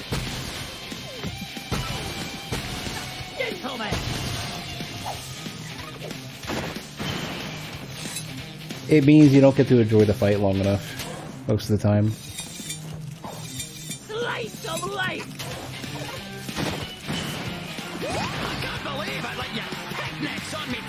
Well, 3 is one of those popular numbers for Japanese stuff. Let's have a little heart-to-heart. Have a seat, lassie. Like number meanings are really important in Japan. Ever since you arrived on this planet, these timepieces have been falling from the sky. Now, I can understand if you feel they belong to you. I get it. But did you know I can rewind time? With one timepiece, I can reclaim the trophy that belongs to me. That's right. The Loss of Award 42. I got second place at the 42nd Annual Baird Awards. Me! Can you imagine? DJ Grooves managed to get the first place trophy. I need just one timepiece to fix this mistake. Can't you spare just one timepiece? Nope. Oh, you're a greedy young lass, aren't you? I just need a single one, and you won't share. Well, Mario's always been focused entirely on the platforming and almost nothing else. Like, the bosses are sort of like almost just a. Well, I mean, if you look at all of gaming, like what is a boss really? It's just meant to be, it's meant to be basically a high point of the story if that's relevant, but more specifically, it's meant to just be kind of like a show off, with a little bit of a bump in difficulty, show off what you've learned so far. Well, if you want this timepiece back so bad, come and get it!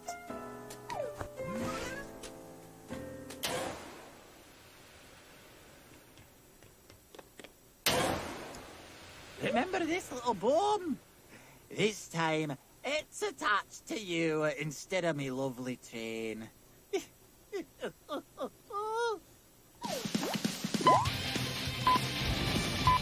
minute and 20 seconds. Talk, Self-destruct. you gotta blow! Hurry.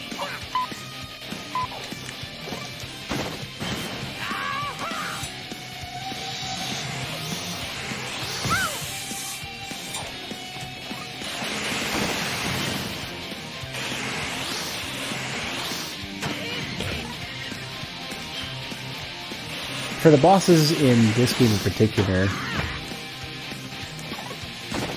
I haven't felt a super strong need to demonstrate what I've learned or the abilities that you get. Like, how often have you had to use one of your hats We're doomed. for one of the boss fights so far? Hang in there! I'll find a way to defuse the bomb. You know? So, like, by that criteria,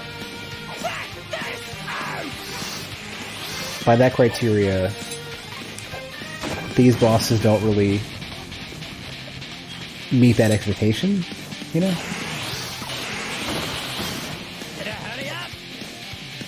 Do I agree with the Game Award nominees? I don't typically watch Game Awards. Because usually the games that are big enough to be on the radar for those aren't games that I'm going to enjoy anyways. Self-destruct.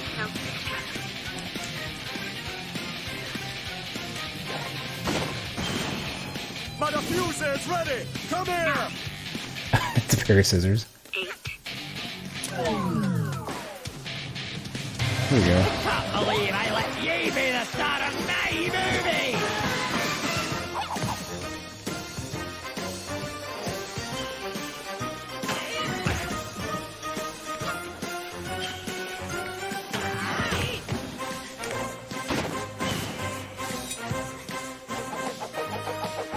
This is at least a good reuse of the parade mechanic.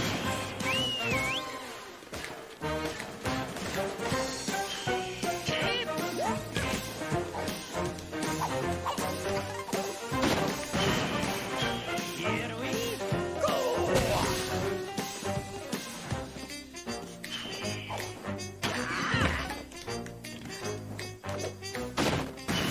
Aha!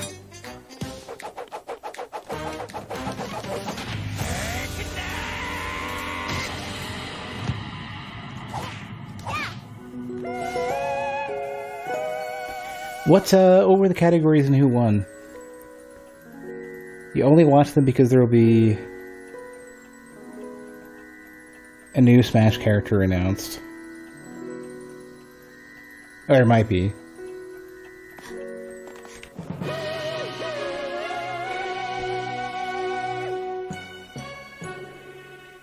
I don't know, like, the games that I've played, I think that I've been wanting to hear about something getting announced. Usually the times when that stuff is announced is inconvenient.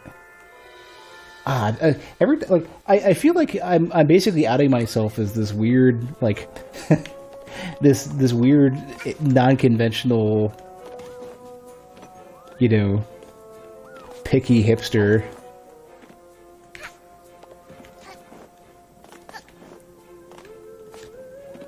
Because, like, the only Smash game I played was... Well, no, that's not true. I played the one on the... I think on the Wii U as well. But the only one I played to any real degree was Smash Brawl. And the online was so bad. Like, even with the Ethernet adapter, it sucked. You gotta go. No problem, Vips. Thanks for stopping by, though. Brawl's online was bad, and the tripping mechanic frustrated me. Part of it as well is that I played Ganondorf, and he's apparently crap tier, and everybody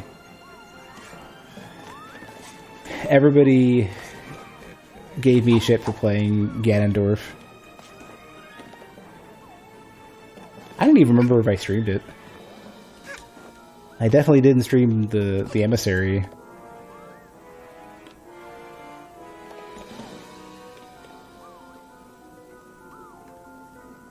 I remember playing, I think it was the Wii U version at a,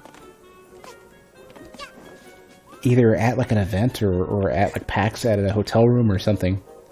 Or I don't know. I'm not really sure anymore. Have a good one, Vips. Video game hipster, not gonna lie, you're kind of here for it. Well, that's good. Hopefully, so I've related this a few times so far, and I'm hoping it bears. I'm hoping it's true. It occurred to me, and like I've repeated this over and over again, that like one of the core essences of being a streamer and a content producer that people will care to watch or chill out with or whatever. The biggest thing you can do, it doesn't matter if you're right or wrong, good or bad, friendly, wholesome, ethical, whatever. One of the biggest, most important features is you need to have a personality, like you need to have a strong personality. And to some degree, I think, like, on an emotional level, like, I'm not as loud, I'm not as, like, harsh, I don't cry, and I don't get, I'm not super hype and excited, as much outwardly as I think a lot of other streamers would be. But I am absolutely I think I would qualify as a video game hipster, for better or for worse.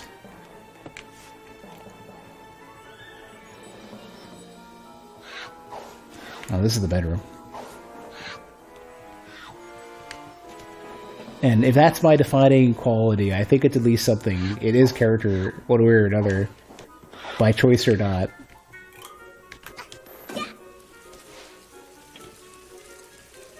Here's the bedroom I was missing the finale in? Really? I thought it was over here.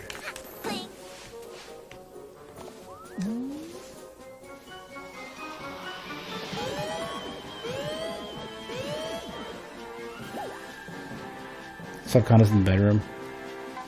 Okay, I thought I might maybe miss the one where you go back for this.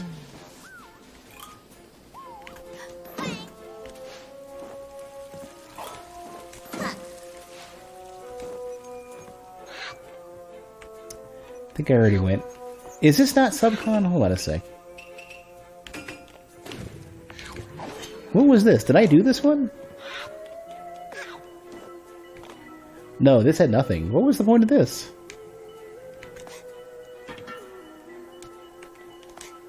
Oh, I see, I see. What ability could I possibly use here? Oh, this is DLC, right?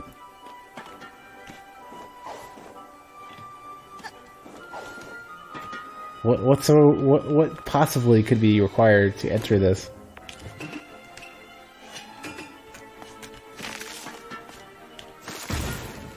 Oh, I guess you still need to have. I guess you still need to have the DLC.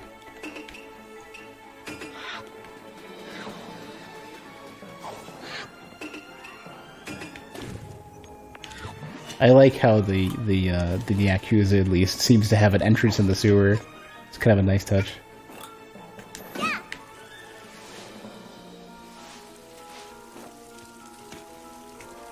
I'm assuming it's a cat versus rat scenario.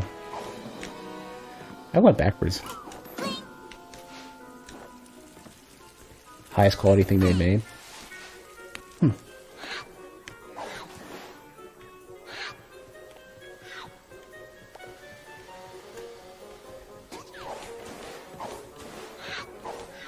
I still can't hear when you've landed to do the boost. It's such a small, like, brushy sound.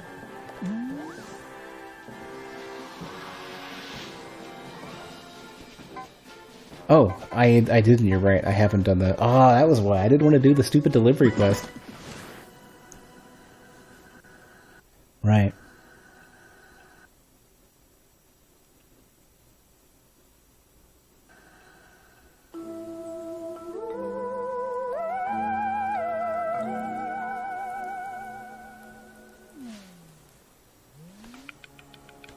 Alright, well, we better suit up in appropriate attire.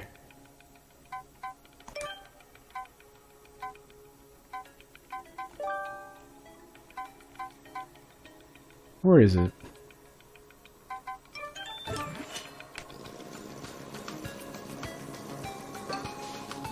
Good morning! Are you ready to complete your contractual obligations? I'm not heartless. Ever so often, I sneak into mailboxes and steal letters. Then deliver them to my minions. That way, it's almost like someone cares about them. But our last mailman has gone. You'll have to do. I've got a gift for the occasion.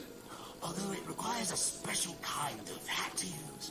I hope you've got it. Let's take a look. Melder. Okay, so upgrades. Yeah, so it is the right. This badge is only a rental. I need it back before you leave. Remember to put it on your sprint hat, or it does absolutely nothing. Let's see. All the minions who were awaiting mail will have an icon above them. Once you're done, come back here and clock out. Get it?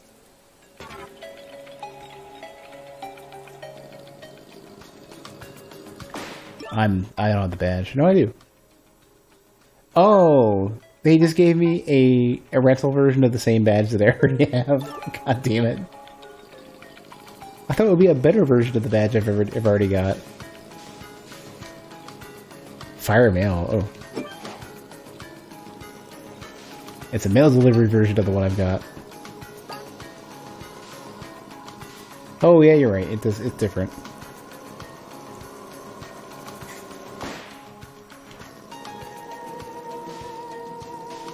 Spooky horn.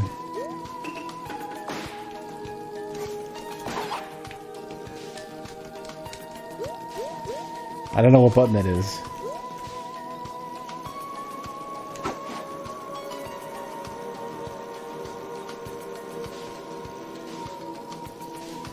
Wait, did I not just pass by another one?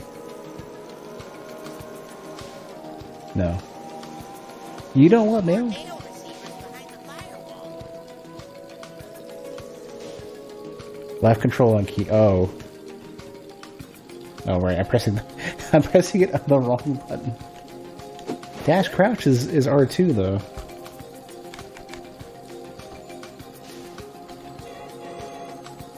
Yeah, I can do it here. I have no idea what the button is on X input though.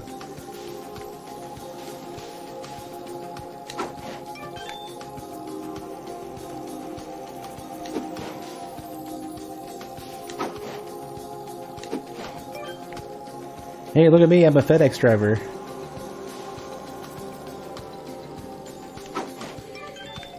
I've met both of the requirements to be a FedEx driver. I've lost mail, three of them. I've lost mail, I've damaged mail, and I've delivered it to the wrong people.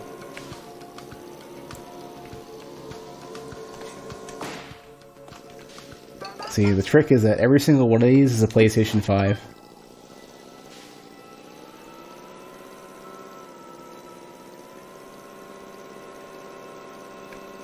This is why you can't get them anymore. Yeah, they're all scalpers.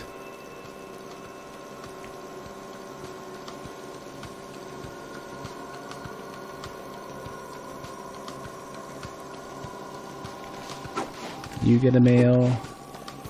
You need to find the fire spirits to break this wall. Everybody gets a PlayStation 5. Happy birthday to the ground.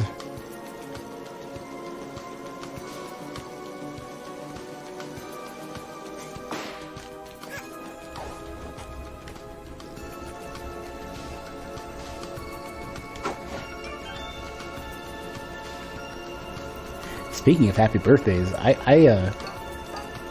gotta figure out if I happen to have enough powdered sugar to make cake, because I want to make some royal icing. I should have everything else besides maybe enough powdered sugar. I want to make some cake, and I want to make some chocolate crinkle cookies, and I should have everything required.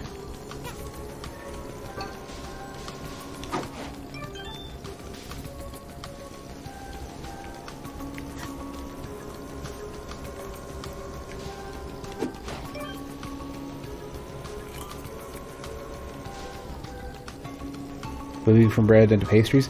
The funny thing is, I've had more luck making pastries than bread. Like, I can make bread, I can't make it consistently.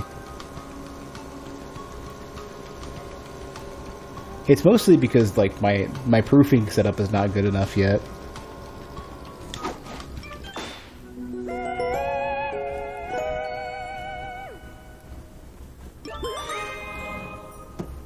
Here we go.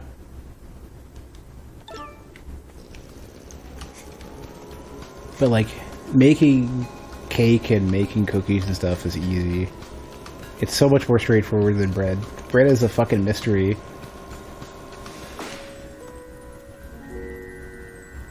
You never have eggs or milk.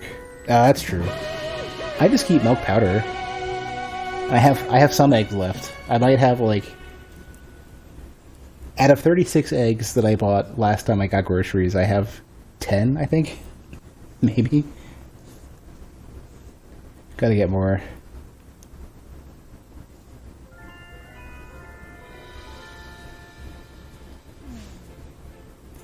Remember seeing, like, a sheet of wrong cookies where it showed these had too much sugar. Oh, yeah.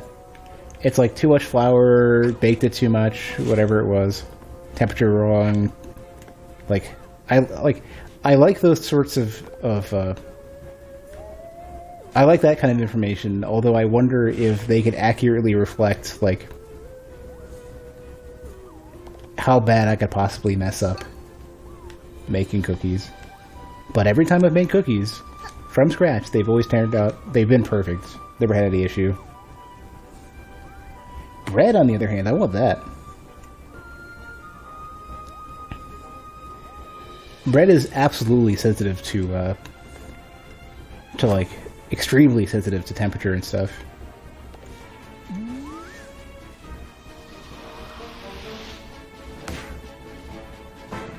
Like, I need a proofing setup with consistent temperatures. I need, like, a very consistent 85 degrees. Contract is expired.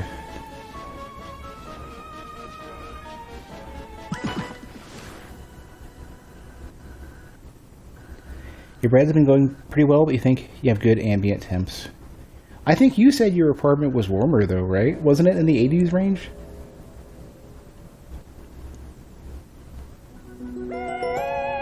Oh, they're bullshitting me. They're bullshitting me. This is not going to be so easy as walking up to it. My apartment tends to be about 72 to 74. And, I'm trying to proof in my oven by, like, slightly heating my oven and putting a tray of boiling water on it. But what I probably should do is just do the tray of boiling water and not preheat the oven, because the steam is going to get the temperature up to, like, 75 to 80 real quick. And I think what I'm doing is I'm preheating the oven a little bit too much, so it hits, like, 135, and then I don't open my oven door enough to let the heat out, and then it just cooks too much. Also, I need to not have the tray of water right under the bread as it proofs. That's my current guess as to what I need to do. Wouldn't it be funny? Wouldn't it be funny if they actually give it to you? They just let you have it. I want to take a look just real quick. What are they doing here? Haven't heard about water in the oven? Just to keep it moist while it proofs. Yeah, here we go. Here's a worm.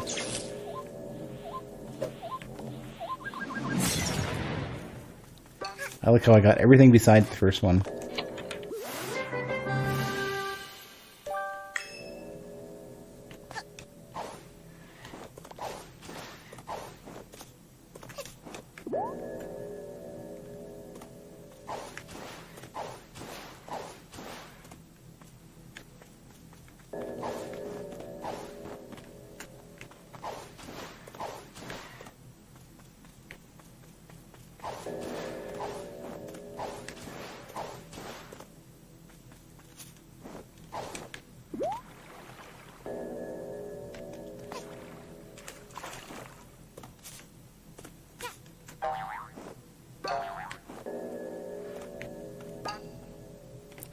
What does the yarn do late game? There's at least one more hat I can make, but I need a lot more yarn to get it. So there's at least something to look forward to.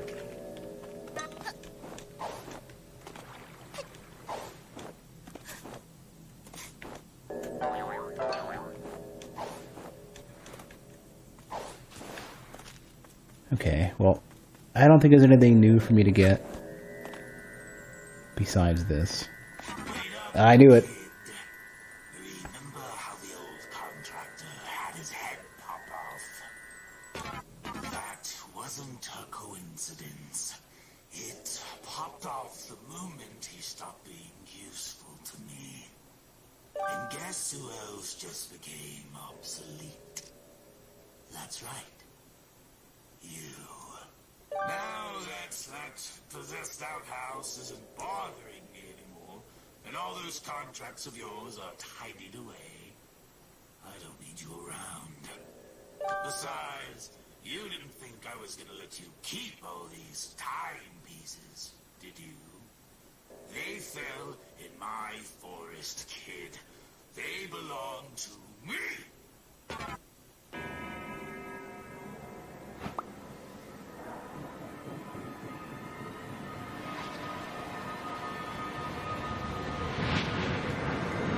What did you actually do? Oh, did you destroy the fabric of time? Did you create a time paradox? Wait, wrong game. Capable of, kid. Say goodbye to that little head of yours. No head, no hat. Wait. Ooh, he's got some very, very bright, spooky effects.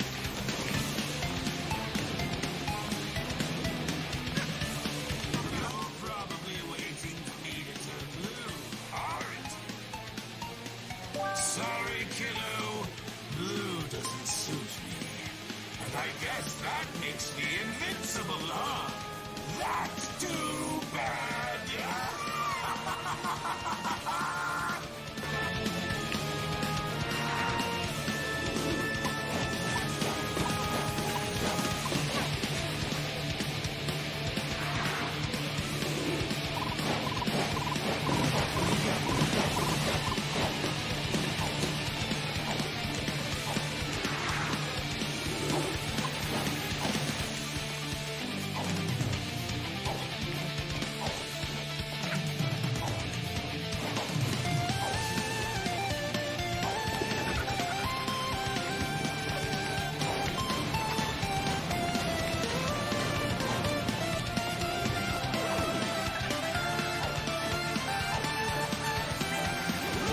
This is a pretty solid boss fight. Started a little too quick for me, but other than that.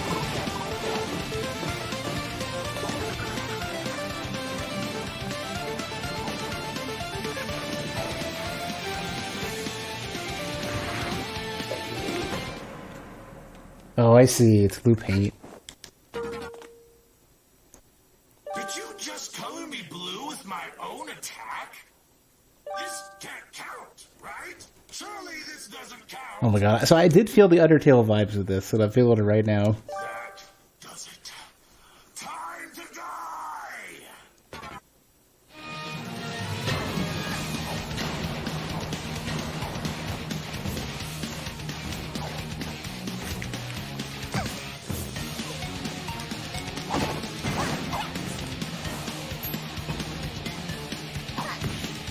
Oh, I don't even know what to do there.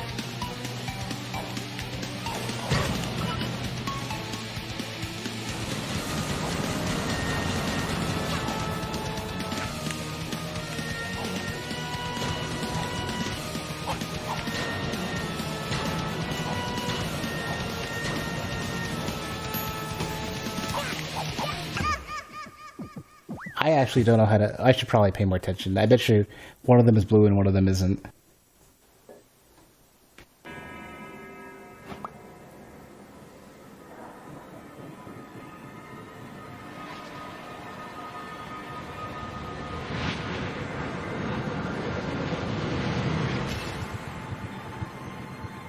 Time you saw when I...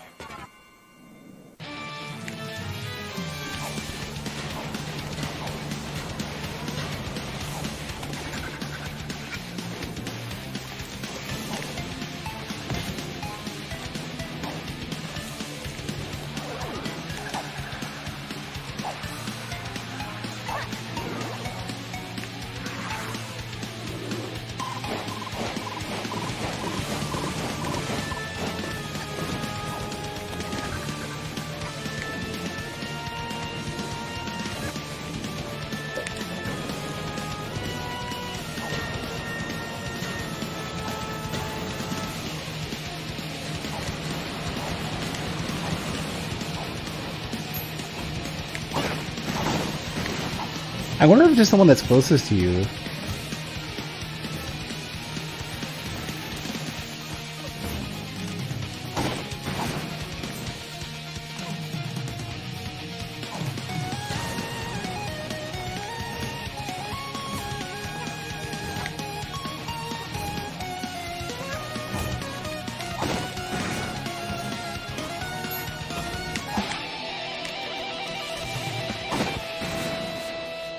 Was that it? No, I think it's gonna go to another phase. This is cool. So weak.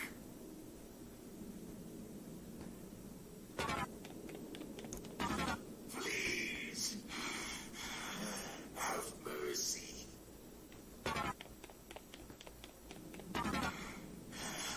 Please have a saint.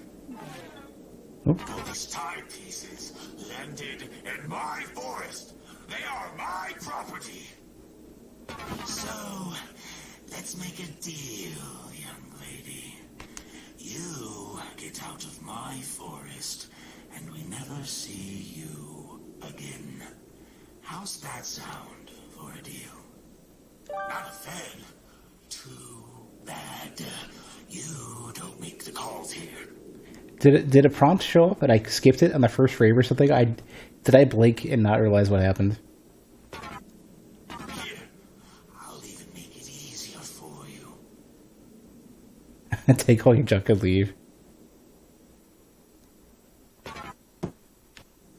Now, all that's left is for you to sign it.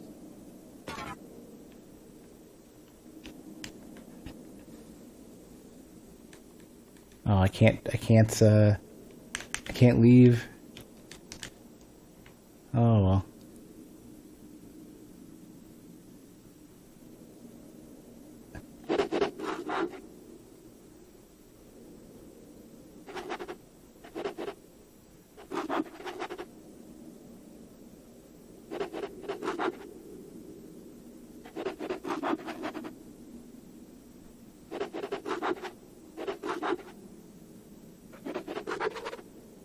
Okay, that's a nice touch. You understand that's not how contracts work, right? I'm giving you a chance to scram, kid. There's no catches or clauses this time. What if I give you your soul back? Will that make you leave?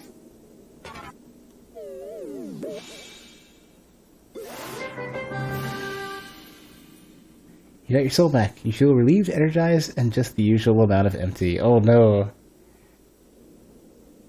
You mean we've been in 2020 the entire time? Yes? No? Hello? Are you there? Why aren't you saying anything?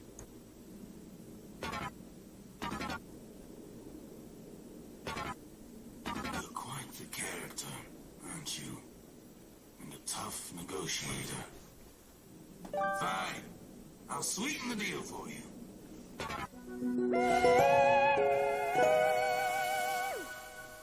Here. Take my last timepiece. If I continue to see you around my forest after this, I'll be very disappointed.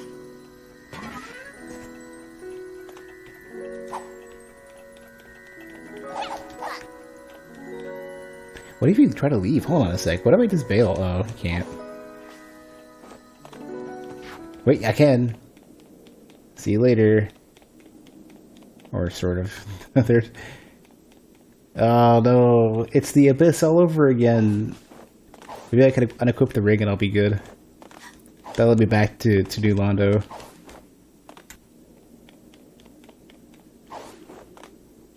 Hey, wait a second. Hey. Wait a minute. There's a secret entity at the bottom. And that one's pulling the strings. Can't get to it though.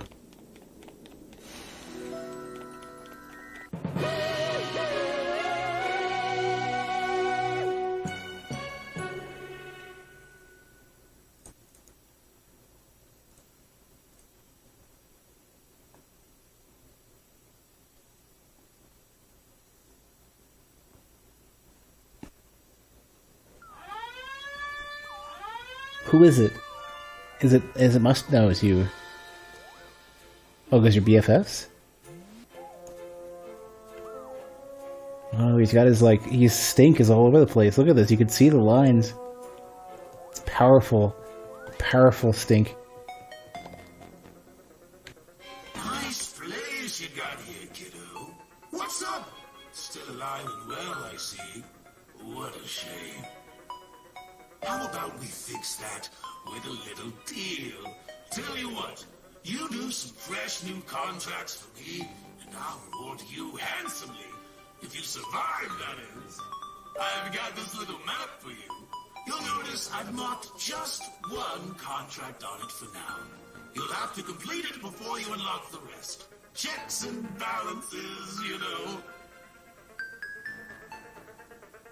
And be careful, kid. These aren't your average everyday contracts. These are advanced contracts.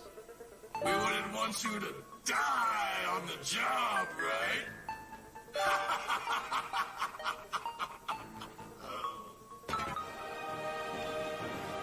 Ooh, whole new map. With a separate currency. Turn off all the lava faucets. Oh, this is Mafia Town. Don't worry about doing every task in your contract at the same time. You can come back later and do them. You can even come back later to do them. I don't mind, really. Take all the time you need. Snatcher stuff. Oh. What's it say? Chapter 1. Oh, okay. So there was, yeah, on the back of the book it said how to kill kids. This is the book from before. So this is part of the first DLC, is it?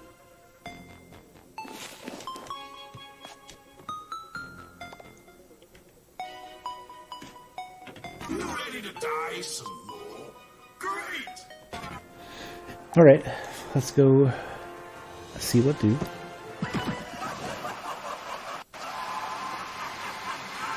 Oh yeah, you're right, this is Seal a Deal. It's a little stuttering with the music and stuff.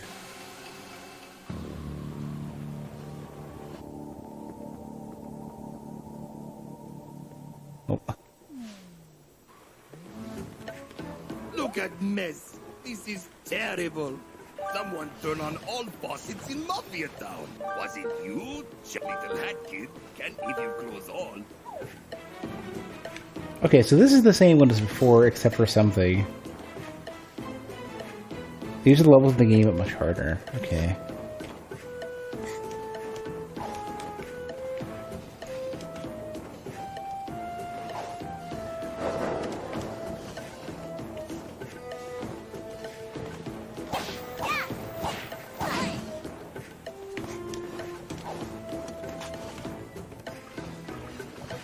Oh yeah, there's like a meter or something for like... I'm not sure.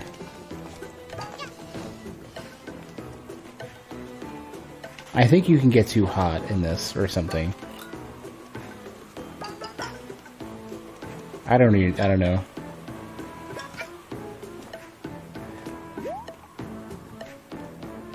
I never got this? Oh right, never got the mask.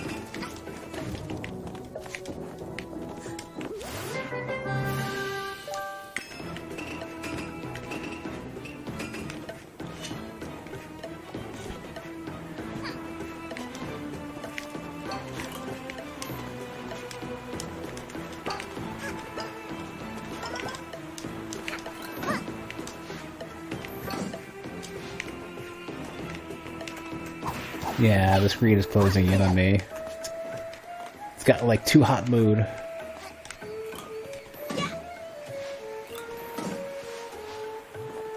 Is it hot in here, or is it just... Oh, that's a lot of lava.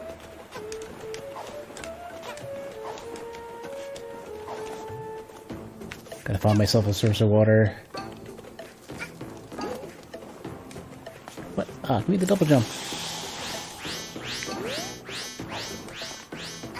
I wonder if it just kills you, no.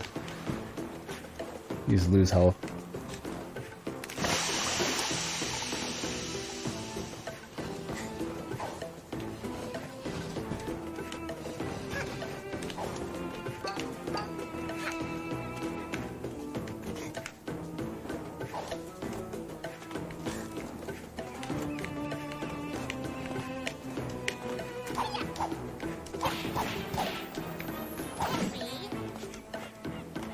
So you're just on a timer instead.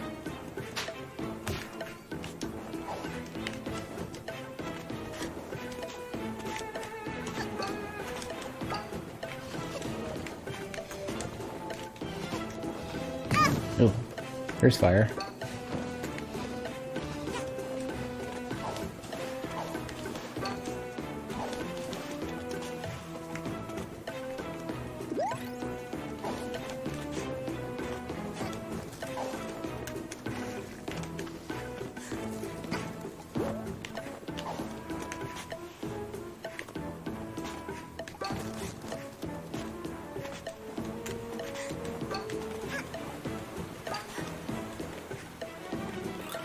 Yeah, this sounds like this would have been better in the base game. Like, this isn't making it significantly harder.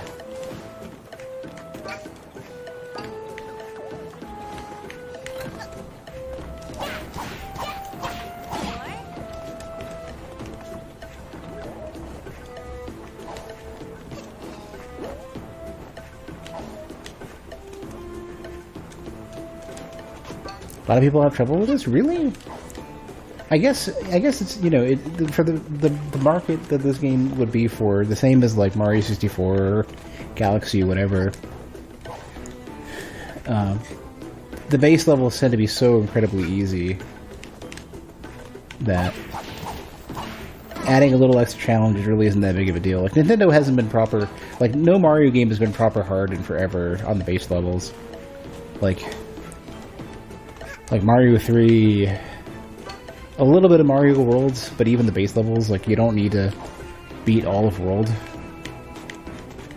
before, like, you don't need to do any difficult levels and even in Worlds to finish it.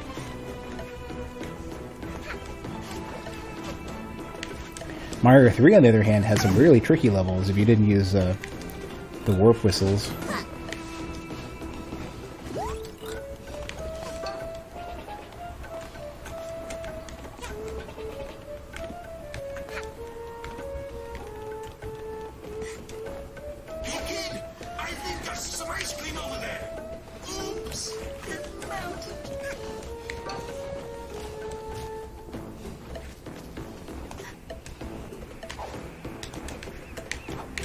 Oh, I hate that, where you jump into it and it's very easy to bounce off of walls in this. Like, I had to jump too.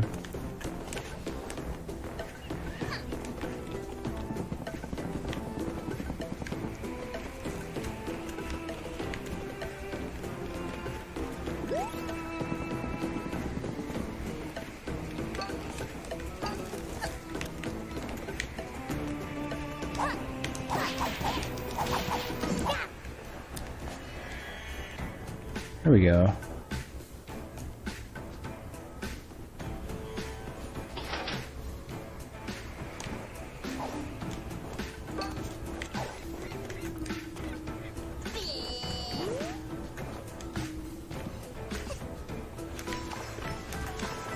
No idea what the side objectives are.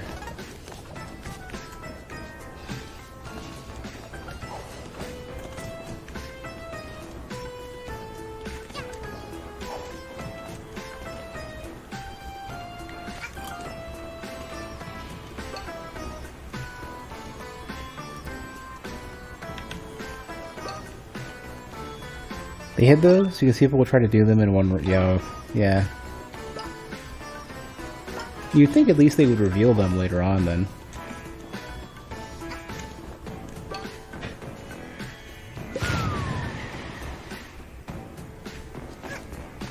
You did it! Lovely.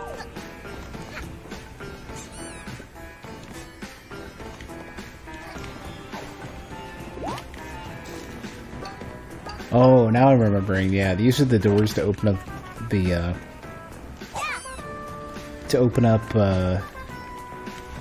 this whole building.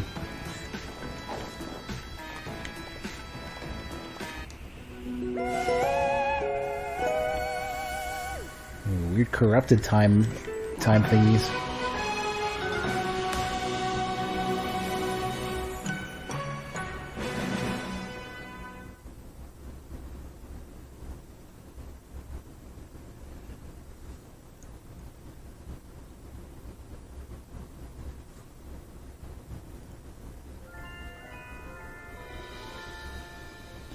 What do you get?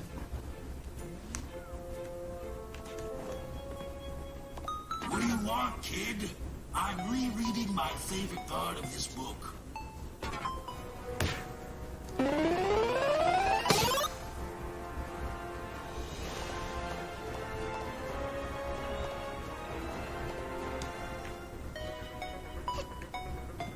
So is this guy the primary entrance then for Seal the Deal, and Seal the Deal is just the remixes? Or is Seal the Deal a bigger thing than that? Check the middle one again. Also has a whole new chapter, okay. Wait, what am I doing?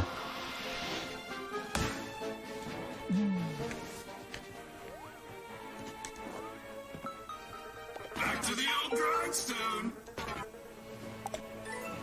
There we go. Okay, it tells you. I was gonna say, I figured it might tell you. Stature is the deal, and Seal is the chapter. Okay.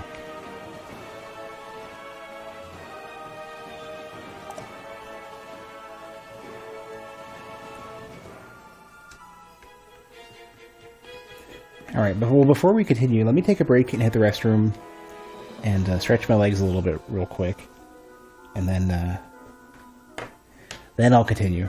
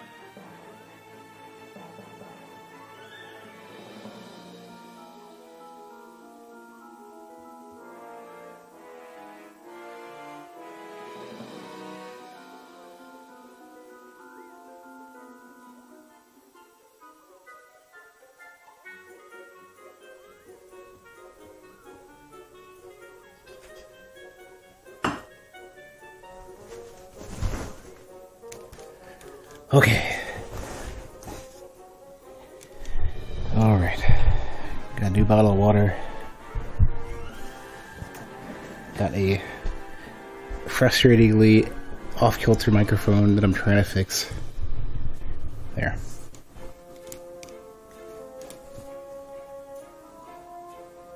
I've got to get a haircut. Like, every time I get up and my hair is swishing around and getting into my eyes and stuff, all I can think of is, oh, I gotta cut all this shit off. I'm absolutely ordering clippers. I'm gonna like take off everything down to an inch, and that'll be it. And then like do the best I can to like get sideburns and stuff figured out, because it's all I'm gonna get. I'm not gonna get a haircut in 2020. Screw it. It's not happening. Do it myself. I'll look like shit. It's fine.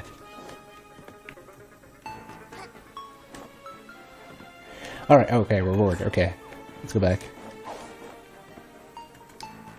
What do you want, kid? Yeah, reward. Virtual kit. Oh, is this the Mario 64 one you were talking about? Oh, yeah.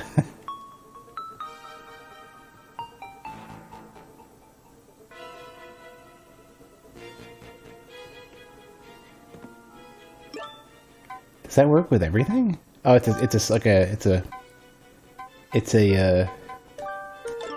oh yeah, I do, because I already had the other cap.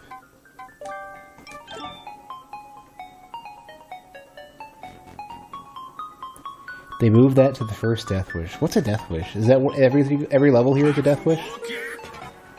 These are all Death Wishes?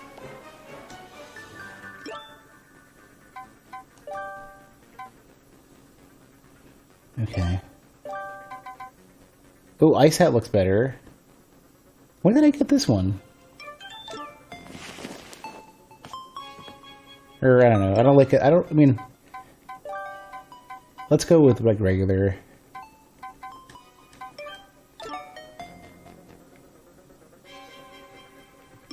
Bottom of your pause menu? Oh. Oh, I can just bring it up whatever. The base Ice Hat? Have I not been using... Is it... Oh, this is the Santa one. Okay. You're right.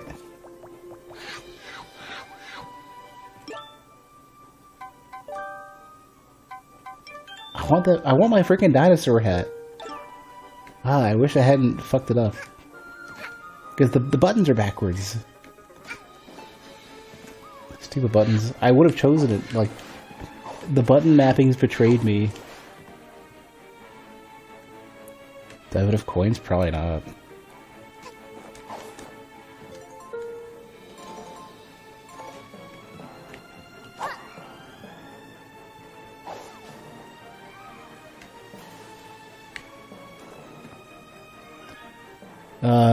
Okay.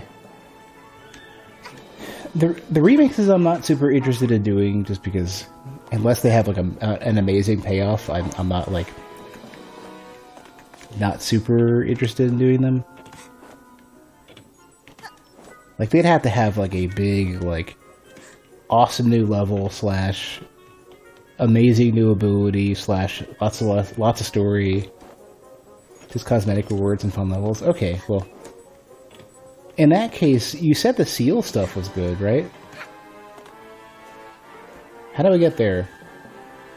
Are they here? Are they on the ship?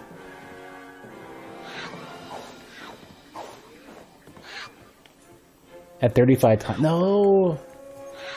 Alright, well, what? I would have to figure out how to get, more timepieces then. Which ones haven't I done that'll be... Have I not done most of them anyways? Oh wait a second. Are these lit up based on what I've done? 5, 3, and 2. Hold on a sec. That would be an interesting excessive amount of detail that nobody's ever going to notice.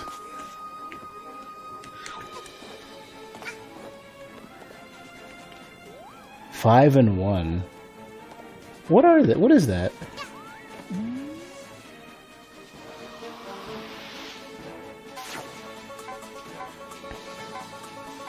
Five and one. How many acts you told? But why is 5 and 1 lit up here?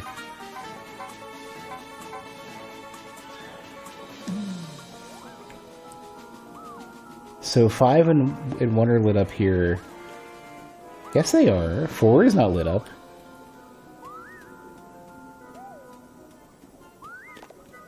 It's just lighting? Maybe.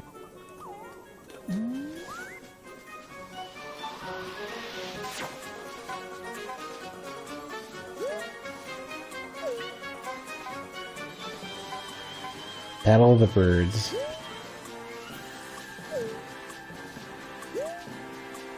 I might need some help getting directed to these. Because otherwise I'm going to have to dot matrix printer my way through this. This one I know where to look. This is on...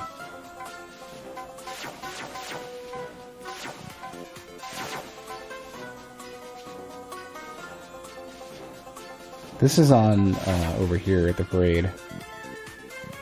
The other is Murder on the Owl Express.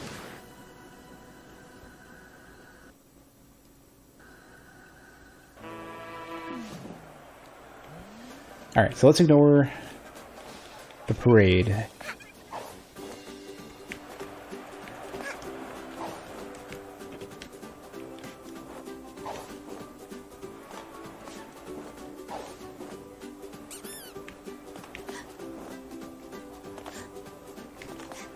What the hell happened here? Why did I suddenly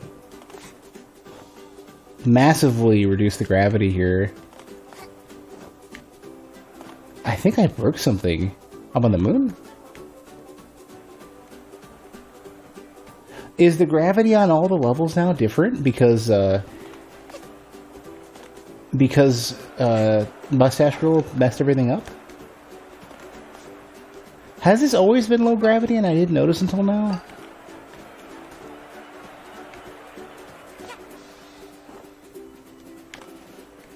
I didn't notice. Oh my god. You know what I did notice? This, time rift. I have chocolate chip cookies. I can't even word today. I have chocolate chip cookies too, and I kind of want to grab one now. Oh no. I have an entourage. There's no music. Or there's a little bit of music.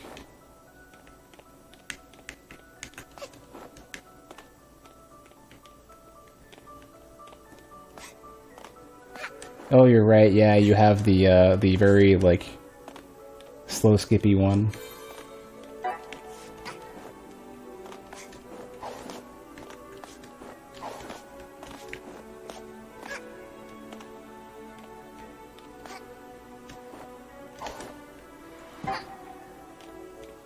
You didn't like this one?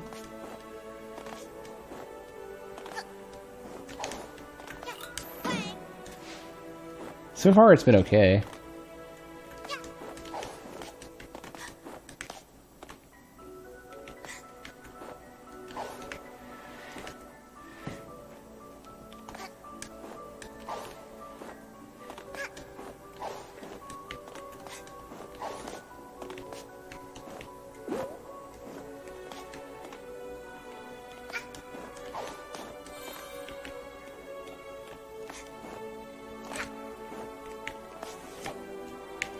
Oh, you know what? Now I don't like it. Immediately, now that makes it clear that I don't know what it wants. Yeah, that was just late. I think I arrived there too early or something.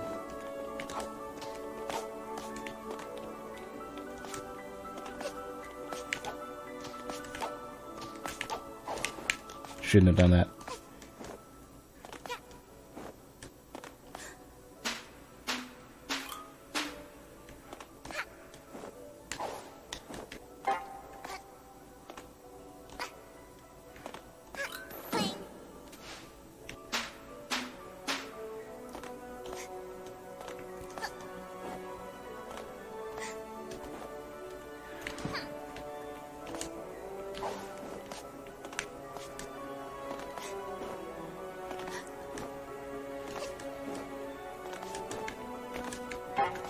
Oh yeah, some levels don't have great speedrun rhythm. So I can see that. Alright, now I've lost track of what I'm trying to do.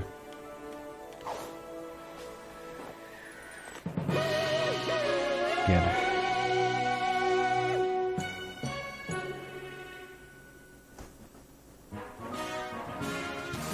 Alright, come on, dinosaur, let's go. No. Dinosaur. No. Dinosaur. I hate you. Margin of the Night.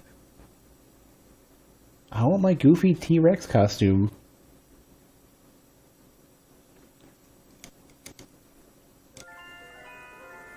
Have I played One Shot? No, I watched somebody play it and forgot 99% of it. I don't know if I intend to play it or not. Oh, somebody get peeve.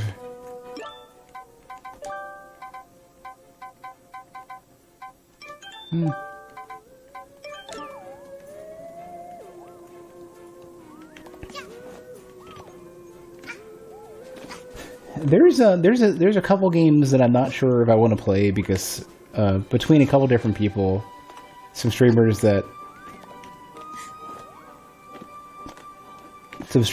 I'm not associating with anymore have played games that I watched, and I'm not sure. Like A Robot Named Fight, for example, is another game that like I kind of want to play, but I don't. Or Downwell.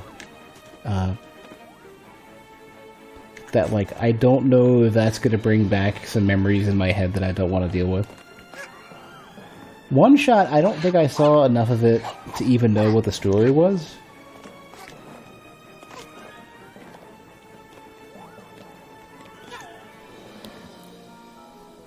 And I don't know if I would like it. I remember hearing it compared to Undertale a lot.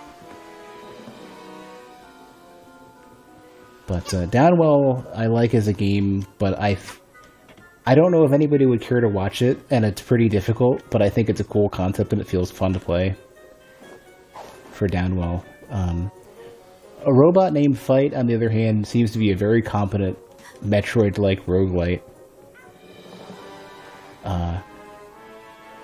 But somebody else in particular, who I don't really associate with anymore, was playing that. And I don't know if I'm going to be thinking about that the entire time. Compare it since you think it's the same engine. Oh, I mean just Game Maker or whatever. Where do we want to go next?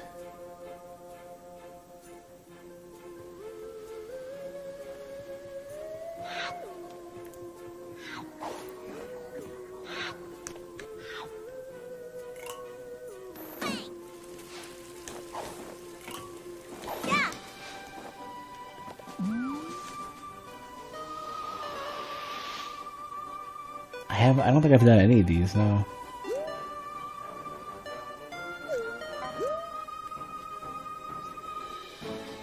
That's in the cat area.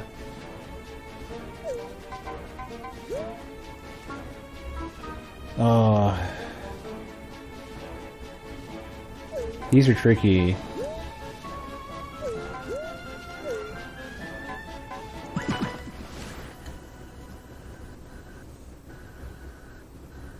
Twilight Bell. So cat area and Twilight Bell. Those are our choices.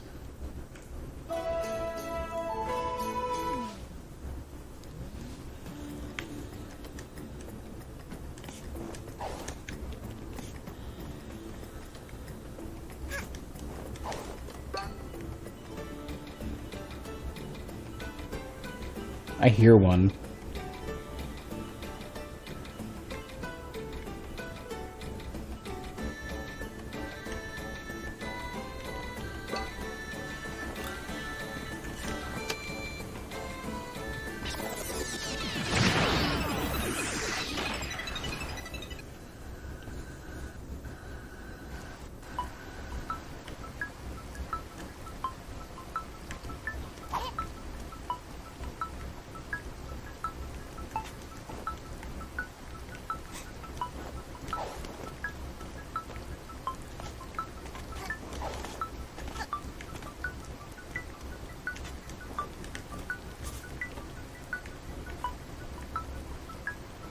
The purple ones always have story, right?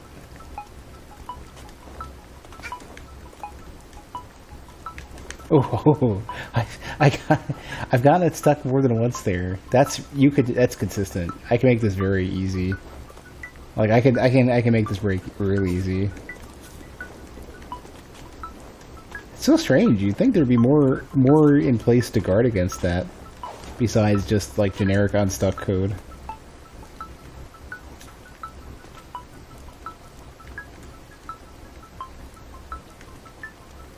I'm afraid of unstuck code because I'm afraid that you can get stuck in ways that the unstuck code can't detect. Oh, I already did that. Okay. I need to be told before I go to each floor. Have I finished getting all the pieces, all the pages, or whatever? Like, I'm fine with a shouted out yes or no kind of thing.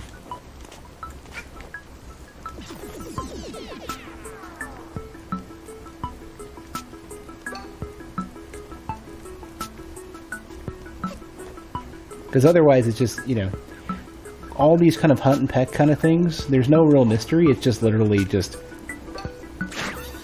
Oh, right, cats. It's all gonna be, dot matrix splitter fishing for stuff.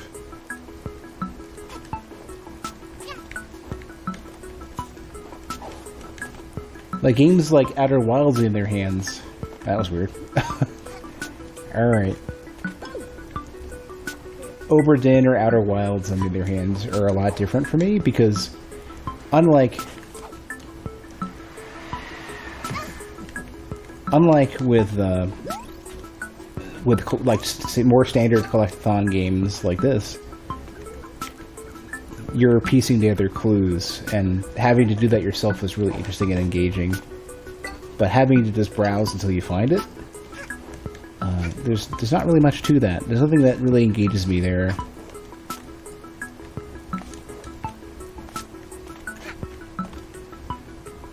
Funny thing about Oberdin is I've already beaten Oberdin, and I already went back to I loaded it up again and went through a little bit of it.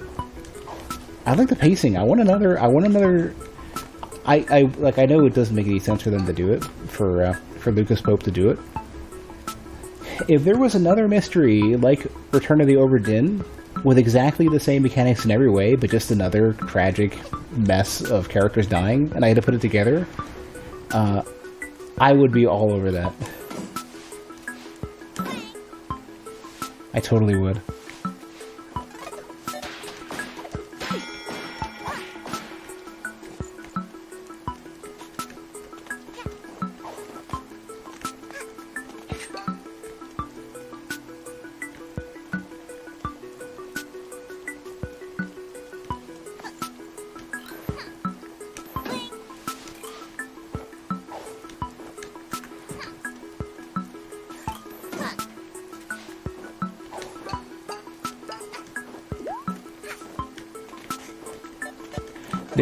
There's actually another couple of games that I haven't played that are also detective games, and I'm sure the mechanics are different, and they may not.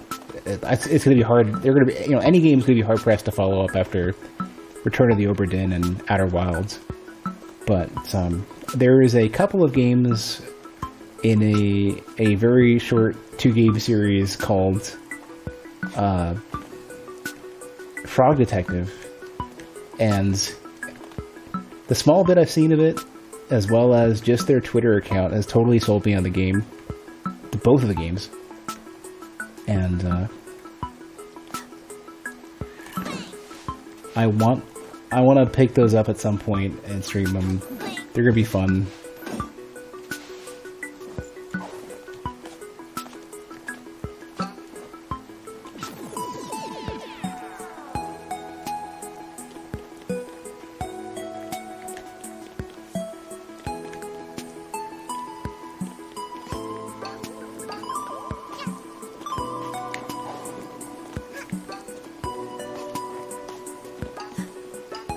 I don't even know if they're going to be complex or difficult or anything, but I think they're going to be fun. And I definitely would like more Outer Wilds or Oberdin style difficulty and complexity to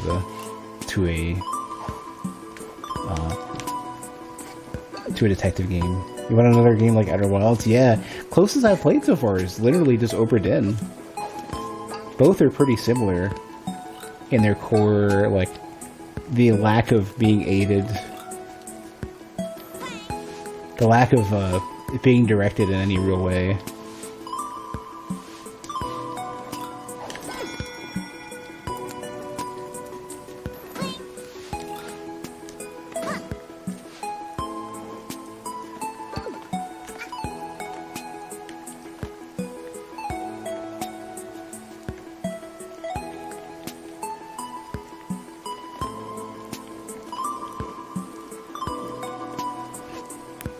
Also, both of them, like, they feel so satisfying to play through in their own ways. Like, Don't like to give their blueprint, but has anyone noticed we all wear the same clothes? the Outer Wilds just feels great to move around in. Oberdin has really satisfying, like, every part about the presentation feels good about Oberdin. Just like how well synchronized all the present, like all the reveal kind of like show you a page, and all of the stinger sounds that they have.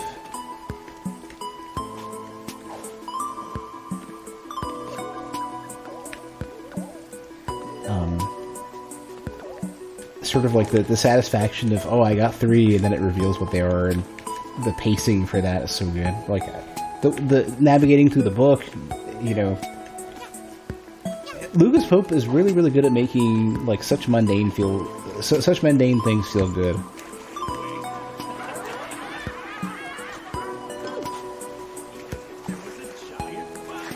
Was that it? Did it go from 1 to 2 to 5? Out of 5? That's a crayon, okay. Thought I already had 2, you're right.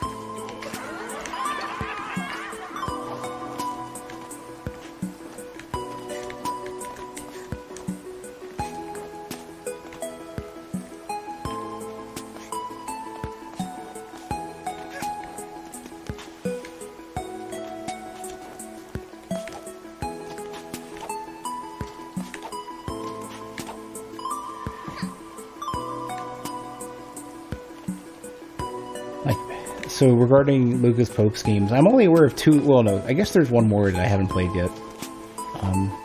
So there's, of course, Return to the Oberdin. There's everybody's favorite, Papers, Please.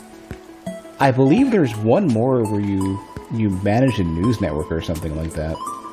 And I'm somewhat inclined to want to play that now, because I was like, oh, how are they going to repeat Papers, Please being so satisfying to play, right? Like the way that, like, even just stamping papers, like moving papers around and stamping shit felt great.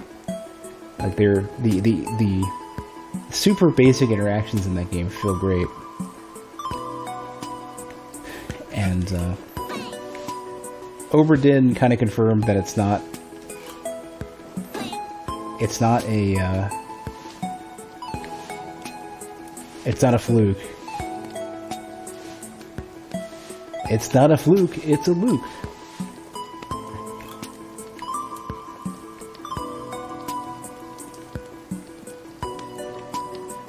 I think I went backwards.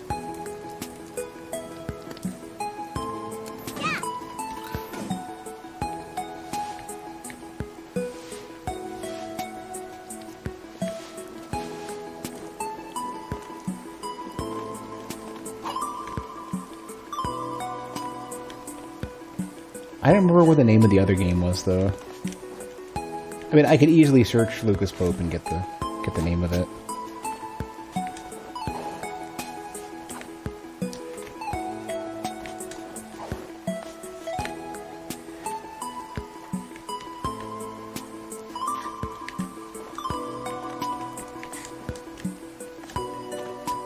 But I kind of want to play it now.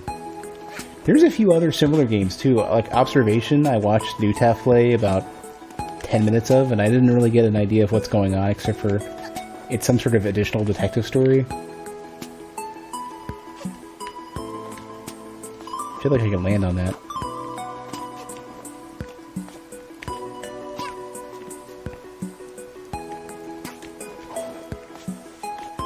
Yeah, okay, I was about to say, I knew I could glitch that in some way.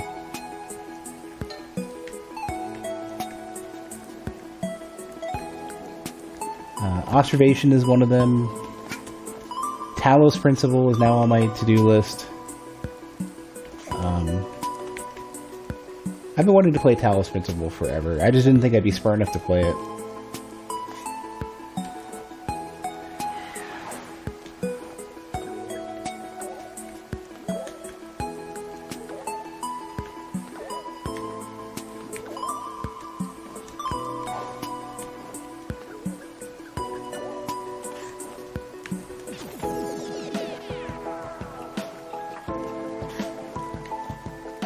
Probably not going to play The Witness. Speaking of puzzle games.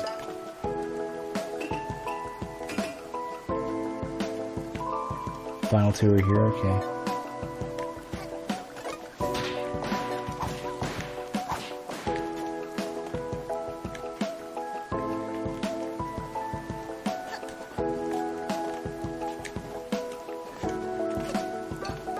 The Swapper is on my list because it's made by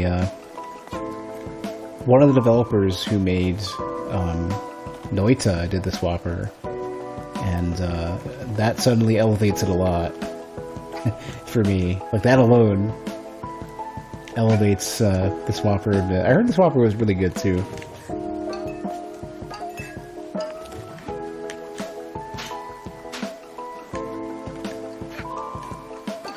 I don't know if I'm going to play the Swapper right away, though. I want to finish, I want to restart and finish Steven's Sausage Roll. And I want to...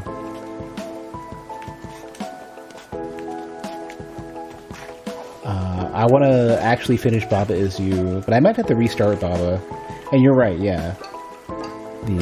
I guess the most well-known dev out of the trio who did Noita did Baba Is You and Environmental Station Alpha, which is getting a sequel. ESA was awesome. I want to play more of that. I want to replay the first game at some point, because I didn't keep it up. Like, I unfortunately I did not keep the VODs for that. Like, there's so many good playthroughs that I did, and I didn't keep the VODs. Luckily, I remember very little of ESA. I remember, like, the core plot, yeah, but I don't remember all the side stuff, and especially the super difficult, like, they basically had an ARG built into the game. You actually streamed ESA for a stream, but you've not ever streamed it again.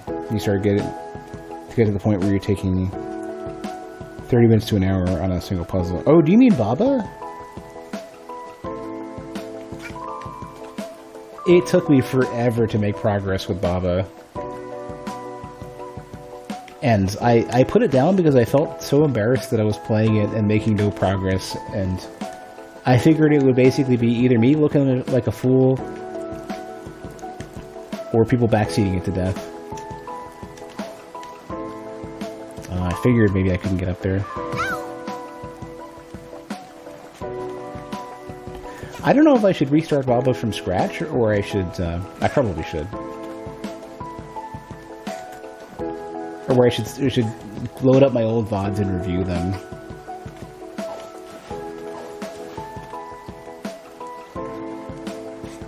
Probably should restart. Yeah, probably just restart both of those. Both Steven's Sausage Roll and Baba Is You. What I'm probably going to do is that the moment I start streaming them, they're going to be the only game that I play until I'm done.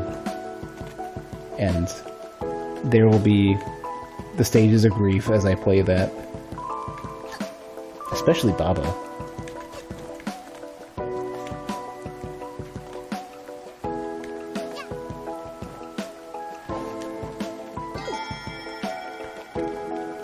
Steven Sausage Roll is also maddeningly difficult. For different reasons. Like, they're both extremely clever puzzle games. Your issue with puzzle games is that the learning curve solve time is, like, exponential. Yeah. Pacing is a problem with puzzle games, for sure.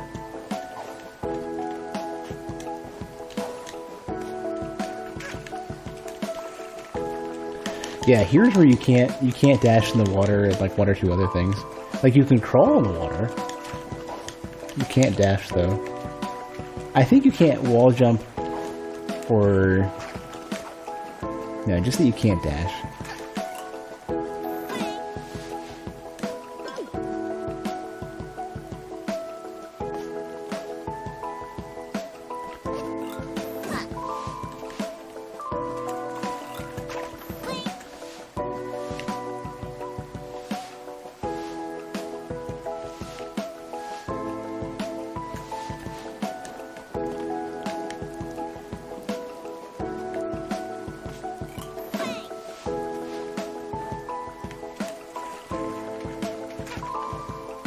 This shouldn't count as being in a water volume at all. This should count as a surface effect and nothing else.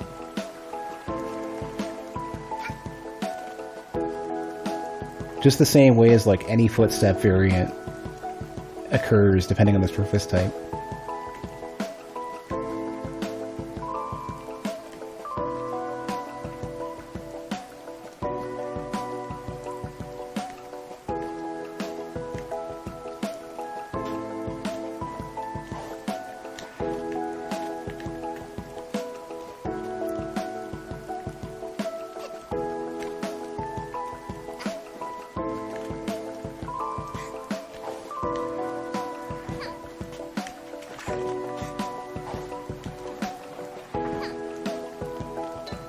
There we go, that's the last one.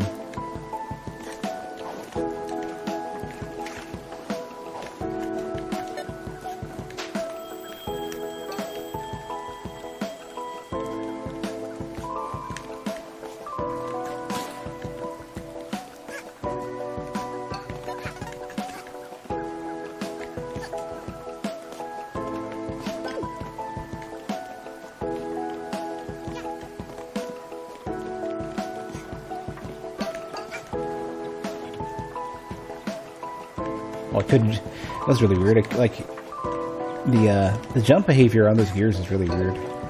I think you could be covered up in ways you wouldn't expect. Alright, well, everything is generally complete here.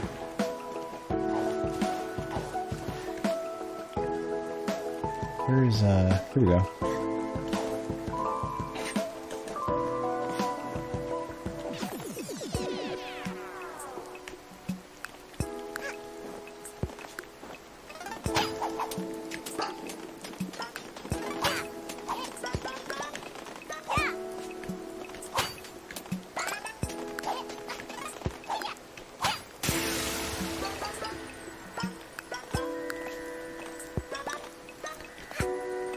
I'm so worried about starting up Baba, like either Baba or Steven Sausage Roll, and trying to commit to finishing them before I move on to something else, because those are absurdly hard games.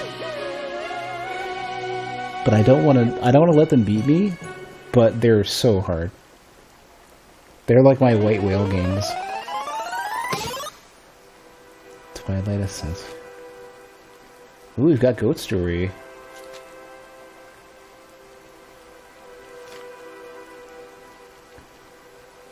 Oh, and they're building the paths. Achieving enlightenment.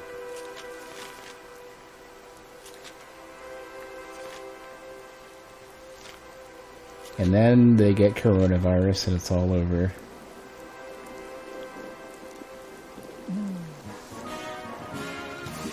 Alright, dinosaur mask, let's go. No. Random bit of trivia, but the second picture there has the goat walking from the desert. Well, that's true. Ah, it's the same one, I think. Originally, the level was actually an open world desert map. entire Alpine skyline was a desert.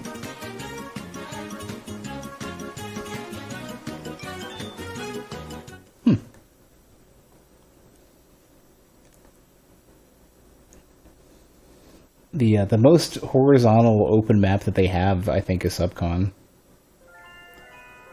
Everything else has enormous amounts of verticality to it.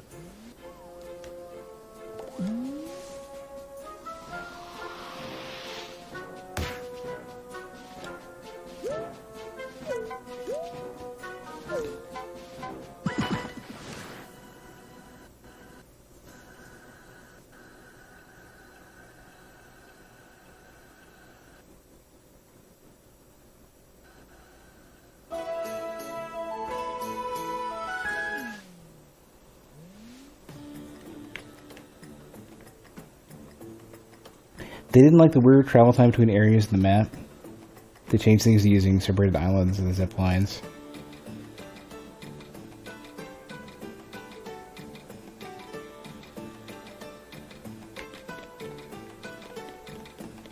I mean, the theming and everything, like, it all works for sure. I think the only thing I don't like is I don't like the music change whenever you're on a zip line. I want to listen to the music as it was, not like super jank and sped up and stuff. The Twilight Bell is this way. That's the only thing that bothers me. It's the same way that... Okay, so another one that bothers the hell out of me. Blow those horns to open up some nook. The Zelda game started doing this with extreme frequency for a while. I think they stopped doing it. I don't quite remember Breath of the Wild doing it.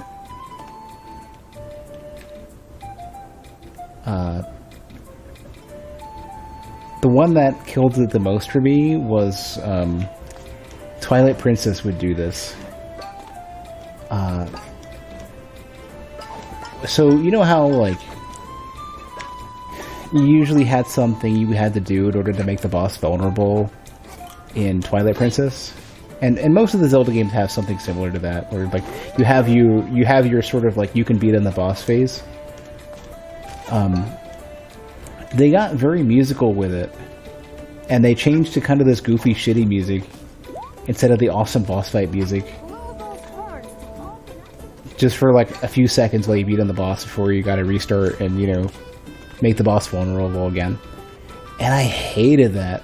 I was, like, the most frustrating thing, because, like, you've ruined this awesome experience by, like, interrupting it and like, having a horrible, like, jarring transition and taking the seriousness out of the fight.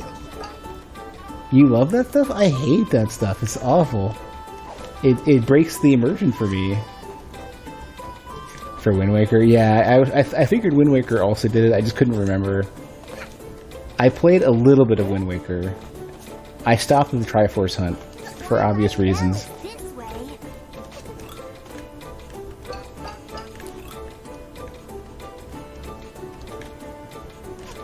Well, at least the bell is here.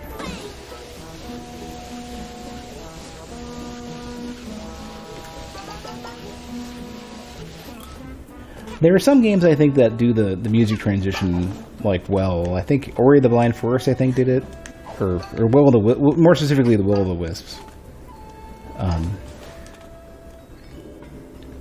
I was up and down about whether I liked it in The Twilight Bell just ahead. Alright, I can't use those. That's what to say. They won't let me jump into the clouds there. Shadow of the Colossus did it. And I don't know if I liked it or not.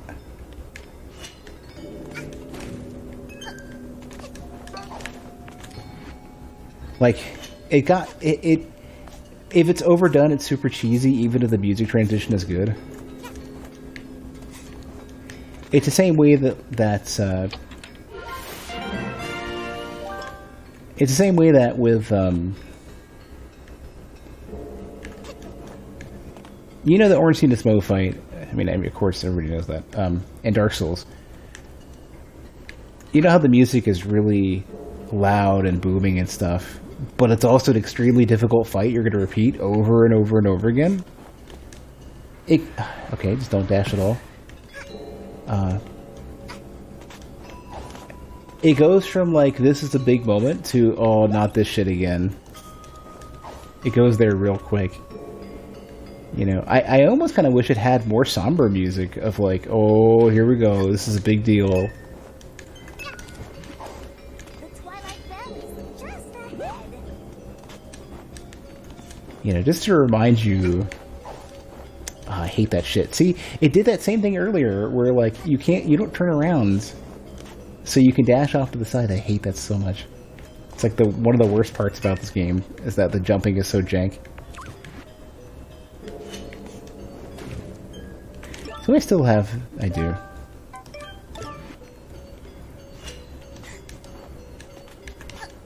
This game has, like, the most, like... They have things that are different in ways that are just frustrating for how jumps work. Random controls thing, if you hit keyboard left control while wall running, you cancel the wall run.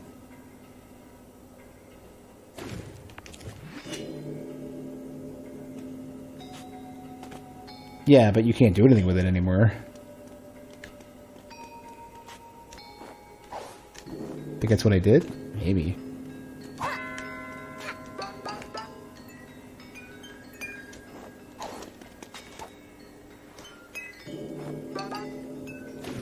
Oh, right.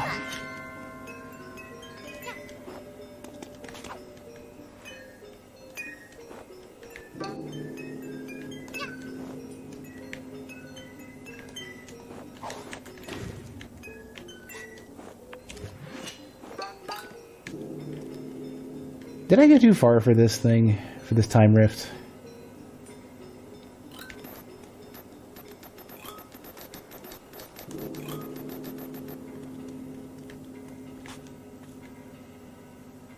I don't think I've heard it yet.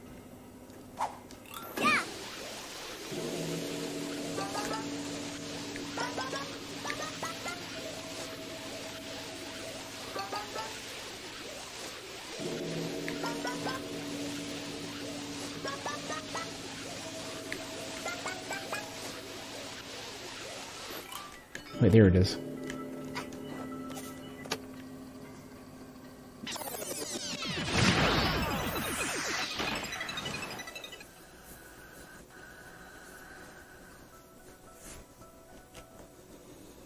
Oh, they're everywhere.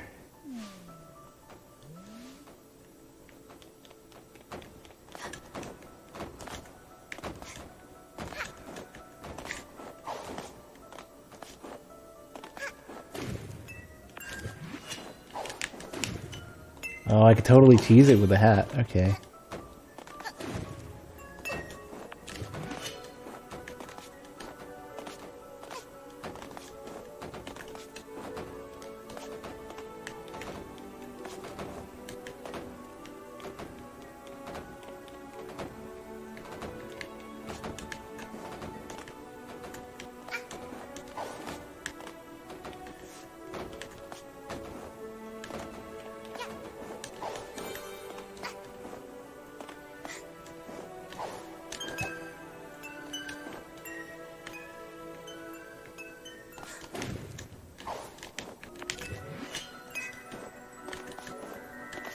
Easy enough.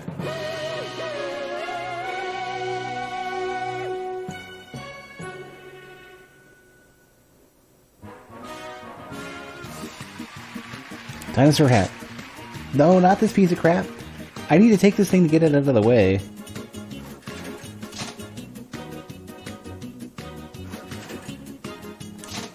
Nah. Blueberry pie. Yikes.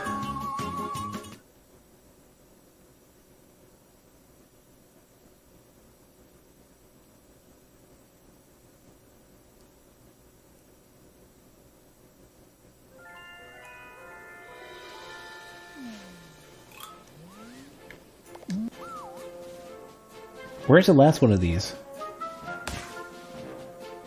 Where is this? It's in the cat thing. I don't remember where the cat one was, though. By the windmill?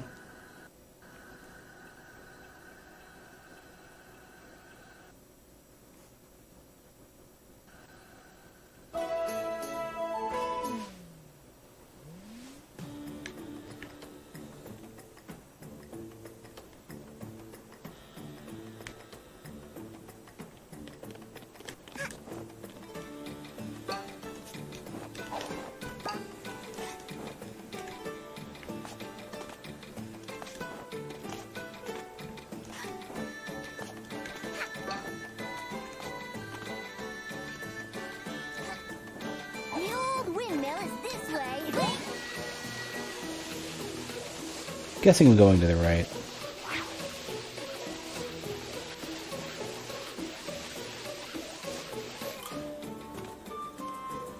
This isn't it. I think it's the other way.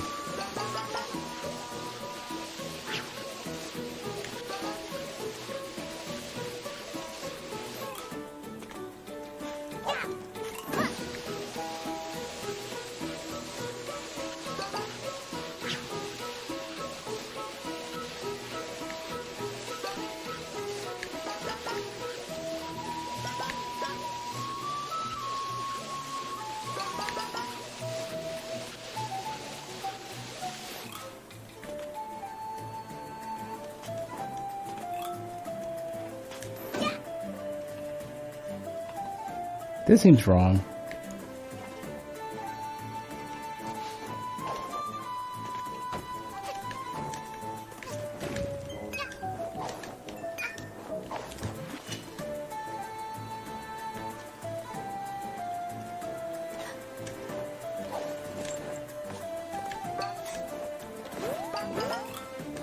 Yellow flags now?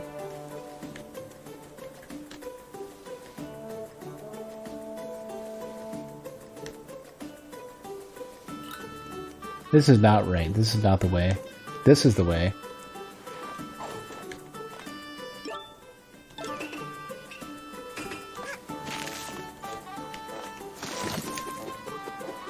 It's kind of strange you need to hold the button to do the stomp. You can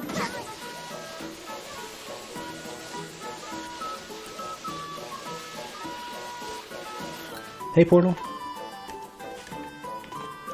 take care, kid. You just jump right off rather than bouncing onto the platform. Hey, I hit you! Get out of here! Sneak thief.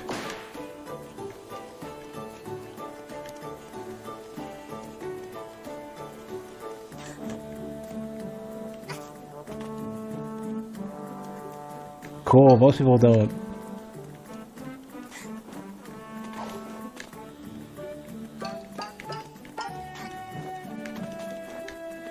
Gotta beat it into people.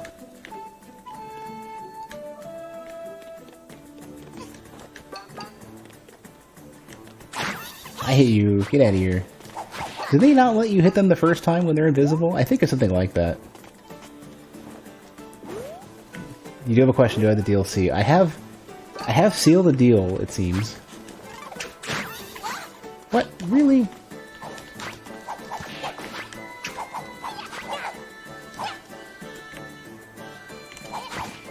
Okay, you can hit them, but it's super consistent, even though you can see them.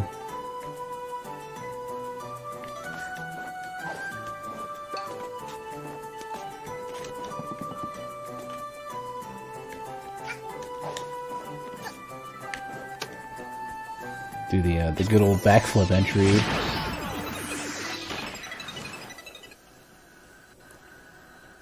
Yeah, I don't think I'm gonna do the Death Wishes. If they're just remixes and you don't get a ton of extra stuff, I'm mostly in it for new levels, like completely new levels and stories. Watching me suffer through the game almost makes me want to speedrun it again. Most of the games that I care to speedrun are games you could speedrun in about 15 to 20 minutes, or if you're extremely unfortunate, an hour. But, like, I don't know. I guess a half an hour is probably a better number. Like, the fastest I can do 8-bit no out of bounds for the messenger is like 38 minutes, I think, or 32 minutes rather. Stop!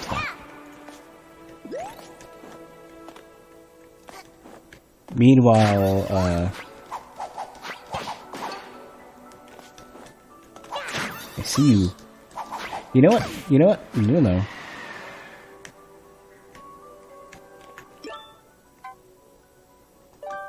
You're getting lasered. Where is it?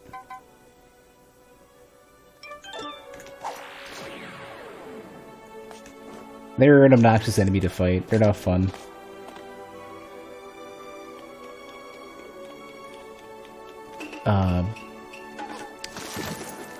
What was I gonna say? So the messenger 8-bit no out of bounds. I think no. I hit 34 minutes, I think, or something like that. I don't remember. Something in that range.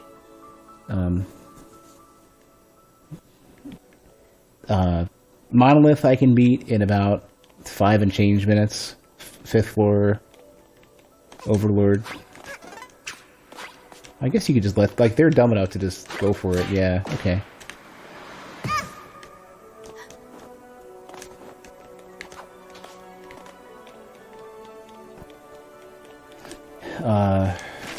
Primal Light I can beat in 48 minutes. Is it okay what you say what the first Death Wish reward is? I already got the first one, I think. I just don't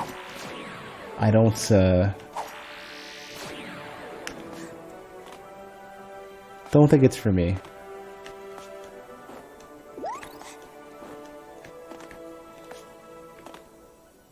There's like heat haze around here that's, I think, meant to be, that's meant to trick me into thinking that there's more cats here.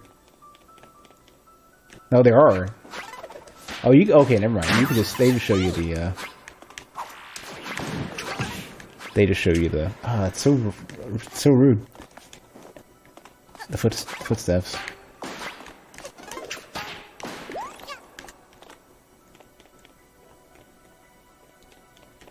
If they're all this cosmetic stuff, I'm not really interested. I'm interested in more like unique levels and some story stuff. Cosmetics, I'm kind of eh. I didn't get my dinosaur hat. It's the only one I wanted.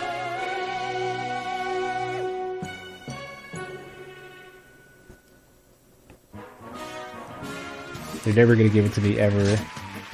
I'm just gonna take this stupid thing. I'm never gonna get it. See, every single option is that stupid hat. Alright, that's the wrong button anyways. It's fucking... I keep thinking the Nintendo notation. Let's take anything.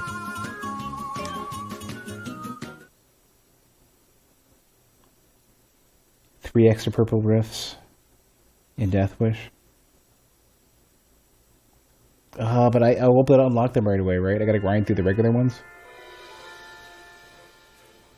They also teach how to speedrun some levels. This isn't a game I want to speedrun. This would be way too long of a game to speedrun for me. Like, I think pretty much like linear retro games are probably my target for speedruns. Something I can beat in less than an hour, and preferably much less than that. World record is 35 minutes. Well, I also have to, like, be super, super excited about it, and I'm not. Like, I wouldn't speedrun any Mario as well. Same portal.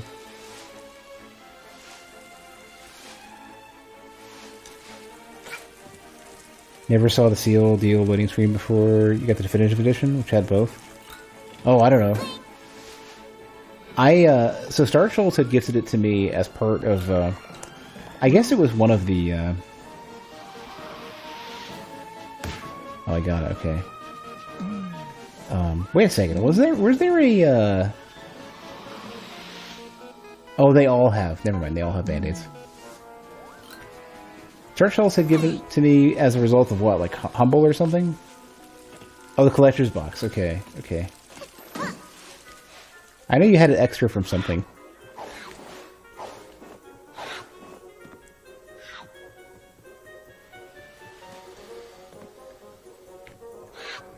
Wait, do I have 35?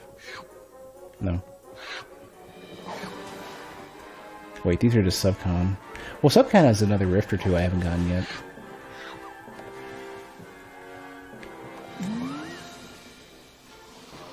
I think. Just this one. I can vaguely visualize what this looks like. I don't remember where this is. This is the like the gated community, the rundown like gated area.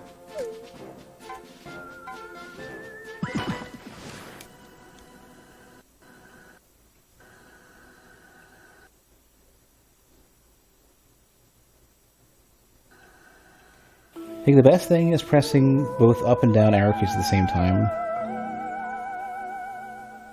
Oh, this is not a controller speedrunner game then. You ain't here already? You need SOCDs.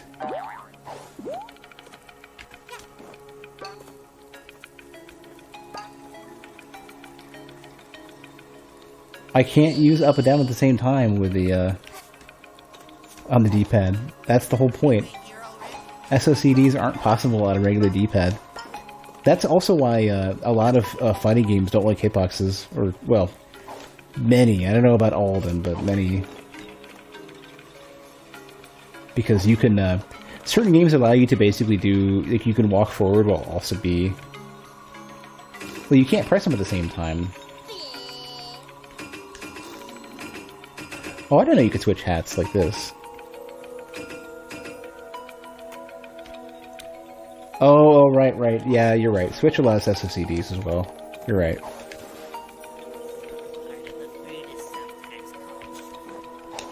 Yeah, because Switch can't.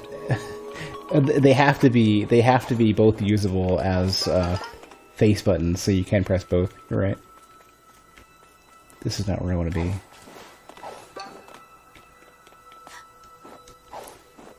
So SOCDs use like they would allow like dashing forward while guarding and doing all sorts of weird shit in fighting games. That, or for example, move forward while keeping your charge for charge moves, because they check one button at a time rather than like, are you walking forward? So like if you're holding away, it doesn't matter if you're also going forward. It works. What did I just trigger here? Oh, this is, you know what this is? This is just part of the normal cutscene.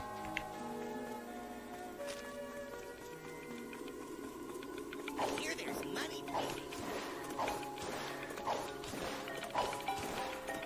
For the life of me, I do not remember where I need to be. I know what it looks like. I don't know where it is in the map, though. I have zero sense of direction. I have negative sense of direction.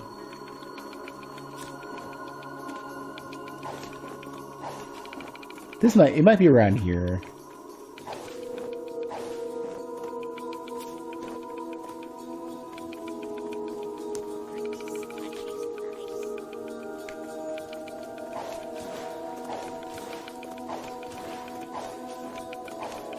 Here we go.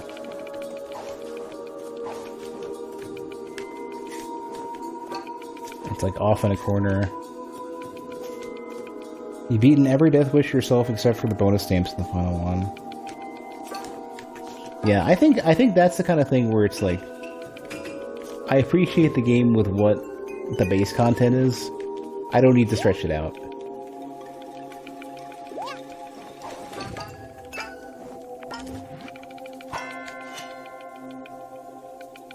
It's right up. It should be up at the top of this.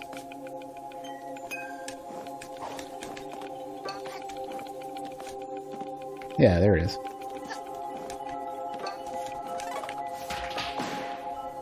Oh, what? You can't climb it? Oh, you're killing me. I am henceforth slain. Leave all these houses around.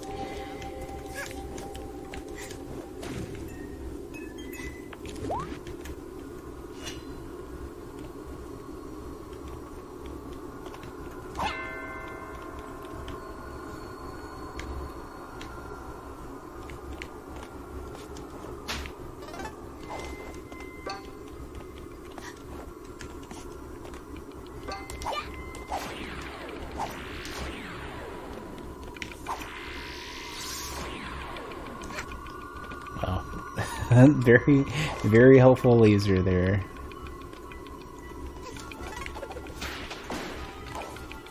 Oh, I hate that. Like, the fact that some walls are conditionally jumpable and some aren't.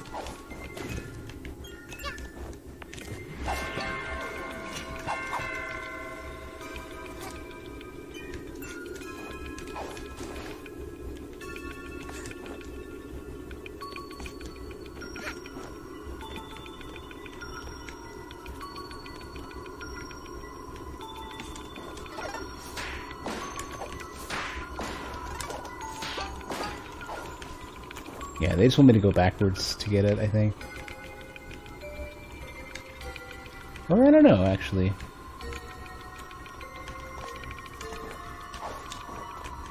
Yeah.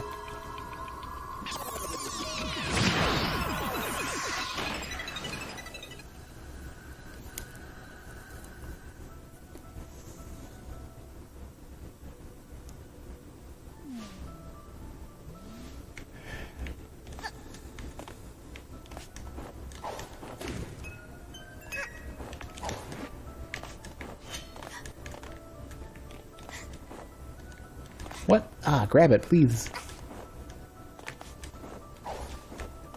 I think the centers can't be grabbed. Oh, only the edges can be grabbed? Are you kidding me? You suck. Why are visually identical surfaces treated differently?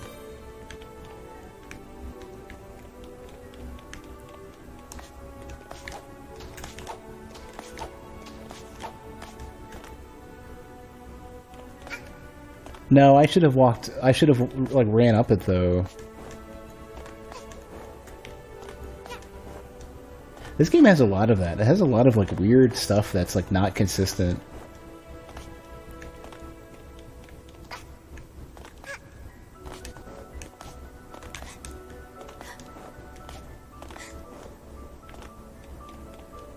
I already ate a bunch of cookies today.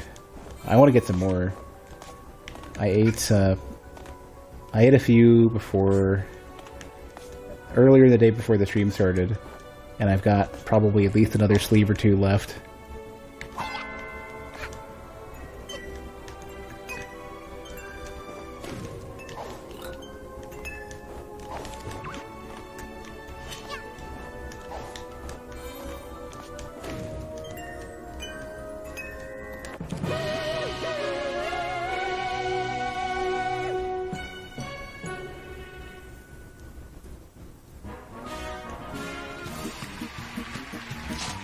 Okay, just take it. Just take it. Take the stupid, awful ladybug hair clip. And now it's out of the pool. Hopefully we'll get something better.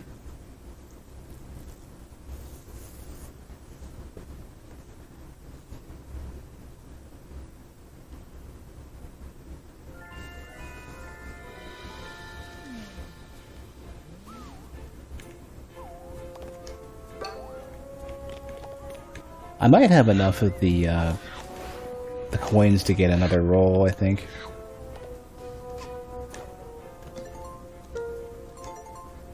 No. No, I do not.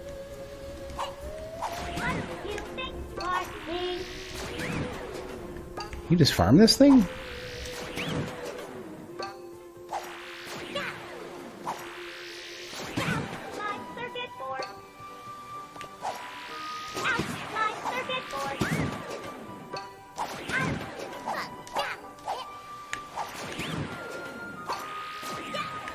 I wonder how free this is. I think there's some auto aim to this.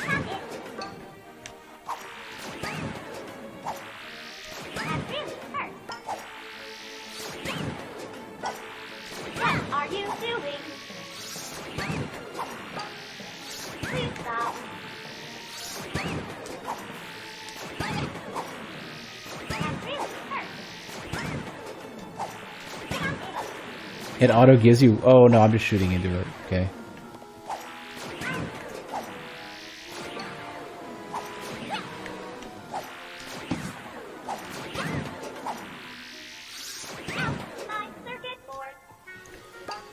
Well, it seems there's no end to that.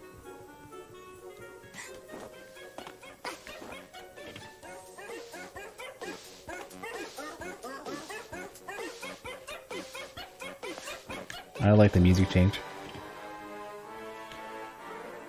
So Alpine, Subcon... Oh no, I gotta do Mafia ones? Mafia Planet's the worst, though. The Mafia one's definitely, like, my least favorite.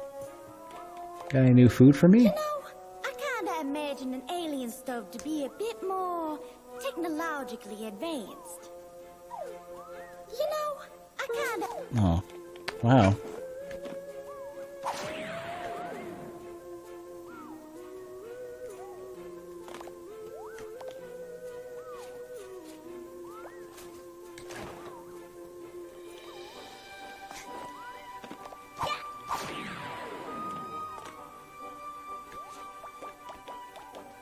Got the same barnacle encrusted paper towels here too, or oh, I guess it's plates.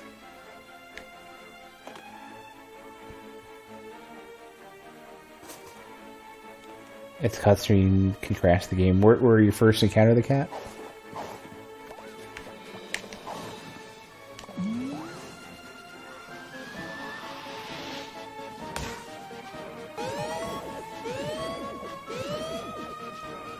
Yeah, I think I bailed out of Mafia Town real quick.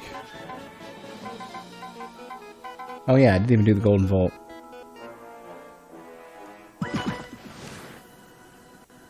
Oh, no, I entered the level, and then I went and did a time rift or something. That's right.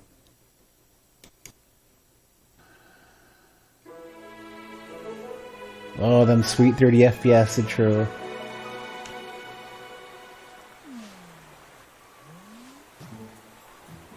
Oh, this level runs like poop. I mean, honestly, I just don't like Mafia characters. Like, these particular ones are just lame. They're so plain. Like, you could definitely do a Mafia-style character right, and it's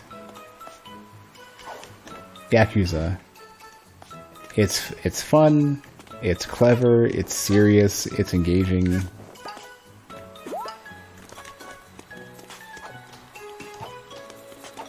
Yes, I'm just perfectly too far to the side to get that. Alright, Randolph, have a good one.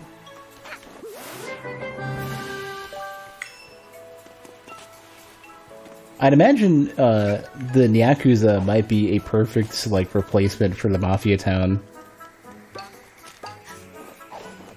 People were saying it was good.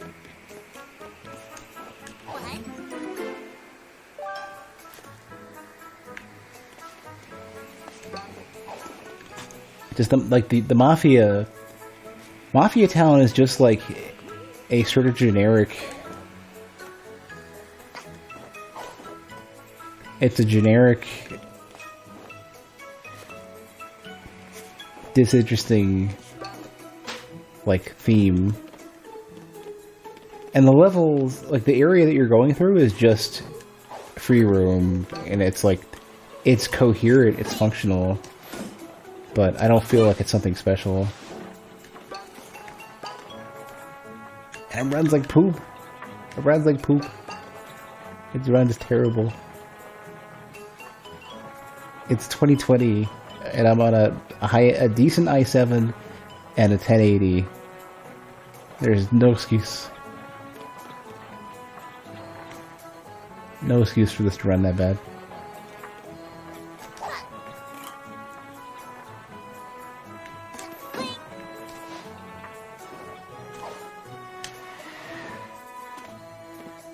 Have you come to make another purchase?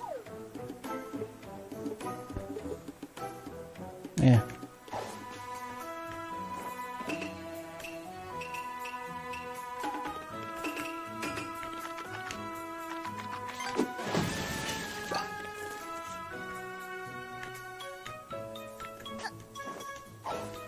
Oh, would you freeze? Hold on a sec. Could you possibly freeze? No. Freeze the pool for that.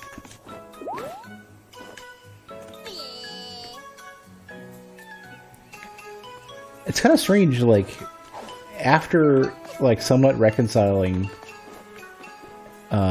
with saving Mafia Town, even though they technically didn't deserve it.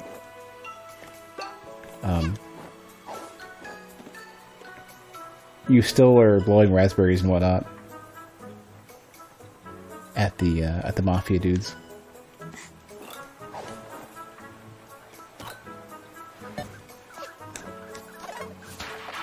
Like, I definitely feel like this game doesn't really aim for like ongoing continuity.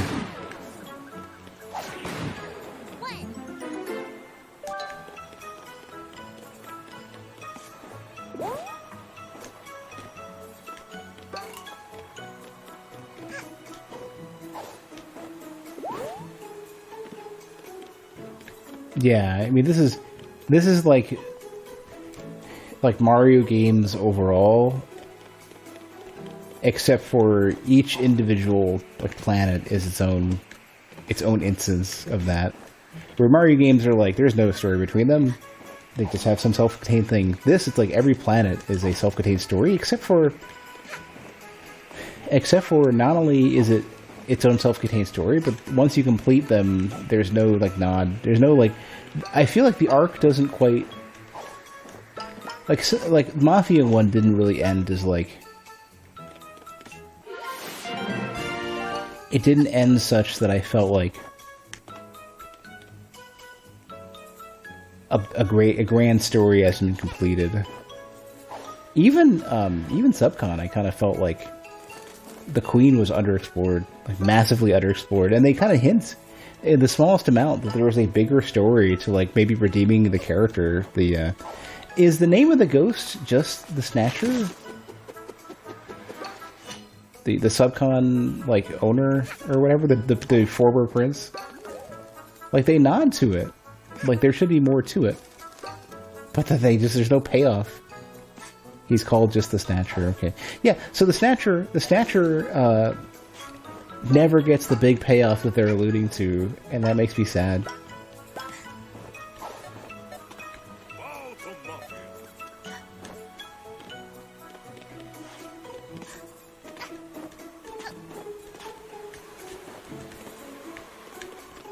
You know, like even a plain like uninspired story could definitely take it places, I think.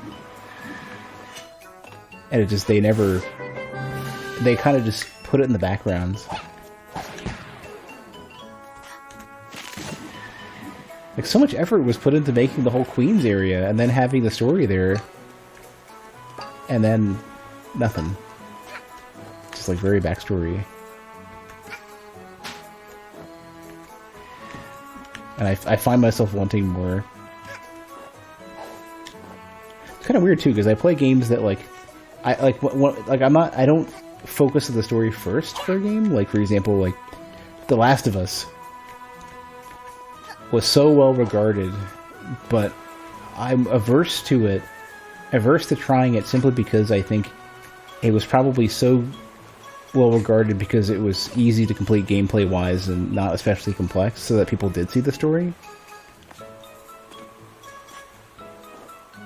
Even though I heard the story was really good.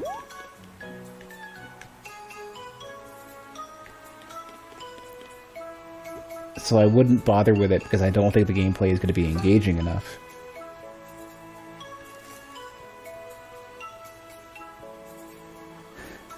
But when I play a game where the gameplay is engaging, I kind of want to have something a bit more to the story. Which is kind of why Ori and the Blind Forest was great, Ori and the Will of the Wisp was a bit disappointing.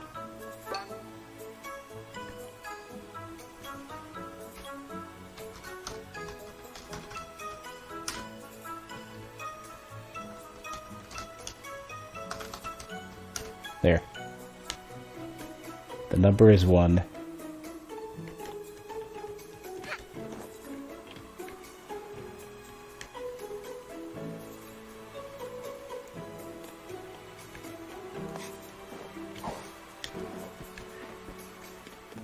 I don't know how I'm struggling so much to find these things.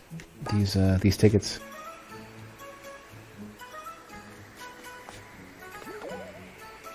I don't think they give you really much of a hint to where they could be.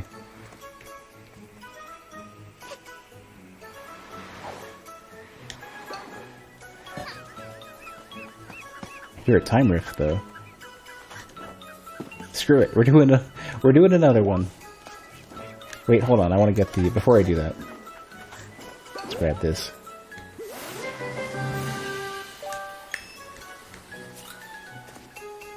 First hat will lead to the tickets. If it's a sprint hat, then that doesn't really help much at all. Alright, everybody's angry.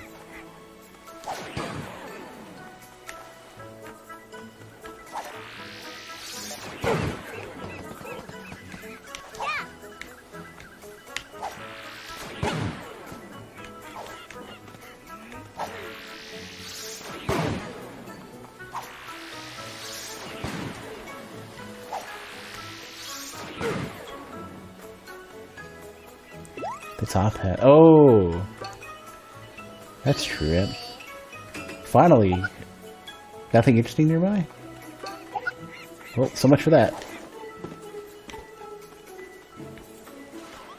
I was gonna say, finally, a real reason for me to use it, because the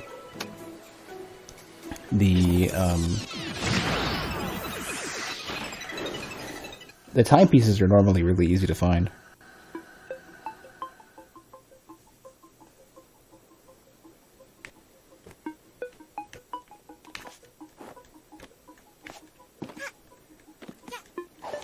Oh man, like now that you got me thinking about stories and how disappointing Ori of the Will of the Wisps story was. What a horrendously terrible story that was. And the NPCs were terrible too. The NPCs were atrocious. Even though the level design was overall more interesting. Well, no, that's hard to say.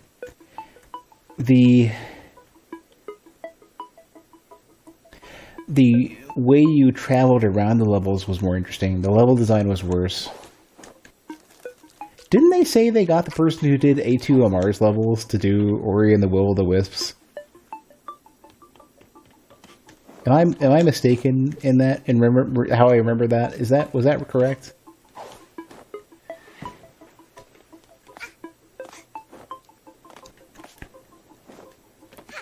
Well, anyways, the level design, especially the final dungeon in Will of the Wisps, was so bad compared to Blind Forest. But all the traversal was so good. Hello, little child. This is Mafia Time Rift. Timepiece hit Mafia in head, and now Time Rift filled with Mafia thoughts and dreams. This Time Rift is simple. Simple like Mafia. Just how I dropping Mafia frames? like. Seems like I dropped a few. Rules of Time Rift. If you die, you start over. You need rift pawns to go deeper. That is all the rules. Please tread carefully in Mafia Time Rift. Mafia like to experience past. Yeah, I was gonna say, this has got to be the first one.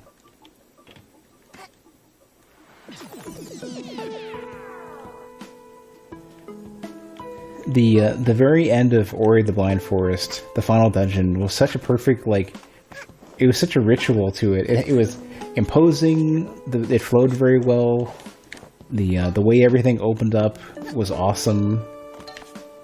You had little snippets of the most difficult and engaging parts of the game.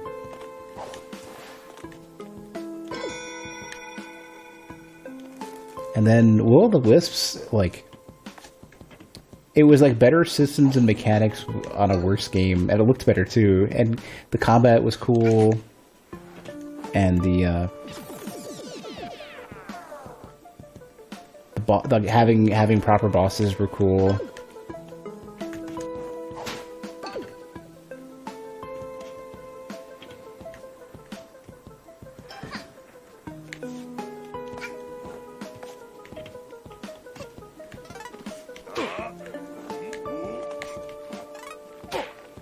Oh, it doesn't even give it to you. You have to kill him.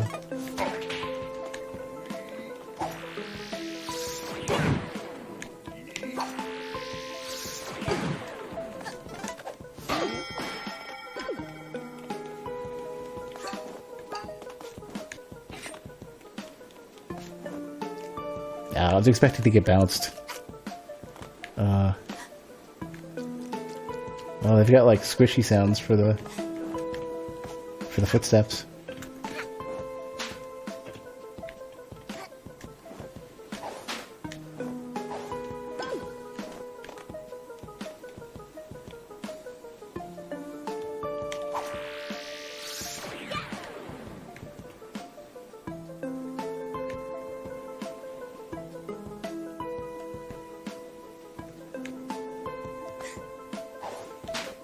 I think I'm done, right? There were 2 here, 1 in the last one. 1 more. Oh, there it is.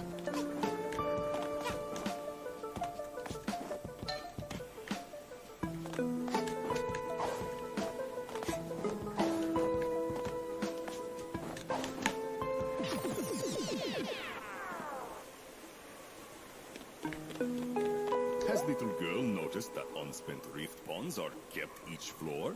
No need to get every single pawn. With luck, Mafia has opened entrance to next floor for you.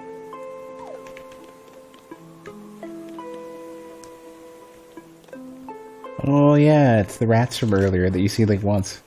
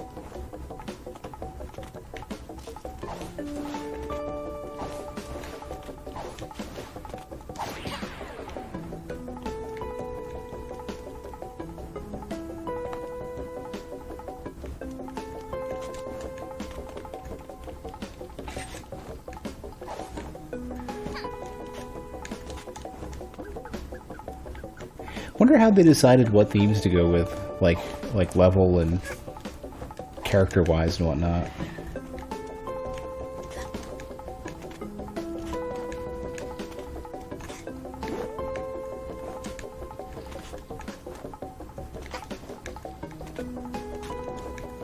How would you choose, you know, Mafia, Subcon, whatever?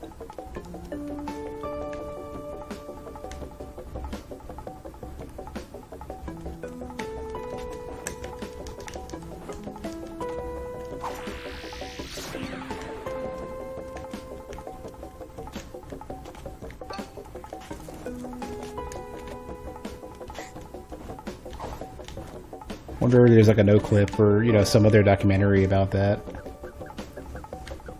That's the stuff I think I need to read up most about. Like, how do you, like, really, like, more artsy design questions, and then more, like, that plus,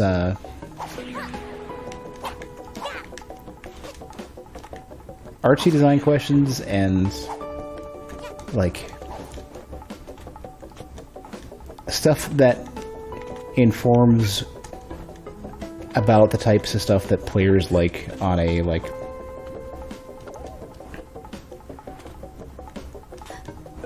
how do I explain it? Like, when there are multiple good functional choices, like stuff that, like, players tend to like certain things that can be somewhat arbitrary feeling, and when you have to make a decision to try to find what that is, I guess there typically aren't really videos for that. Like, stuff that explains what players like about irrational decisions gameplay-wise. Twitch deleted the VOD. Surprised it wouldn't be archived somewhere.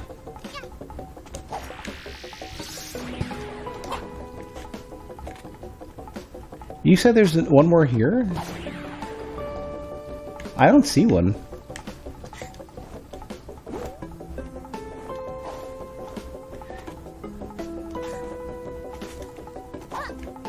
Oh.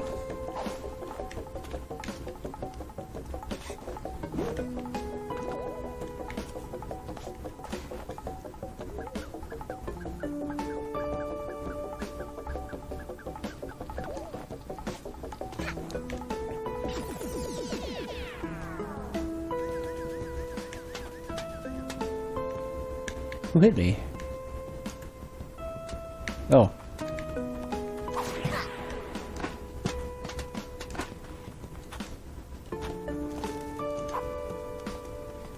Oh, camera is so drunk today.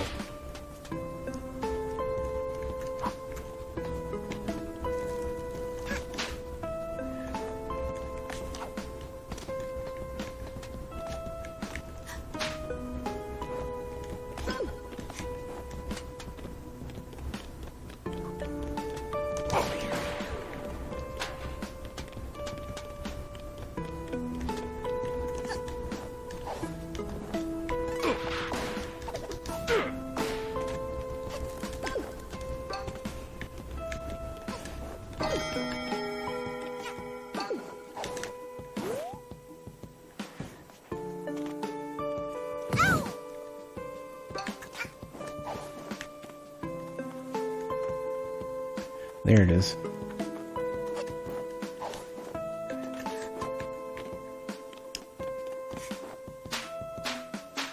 Or no, that's not it.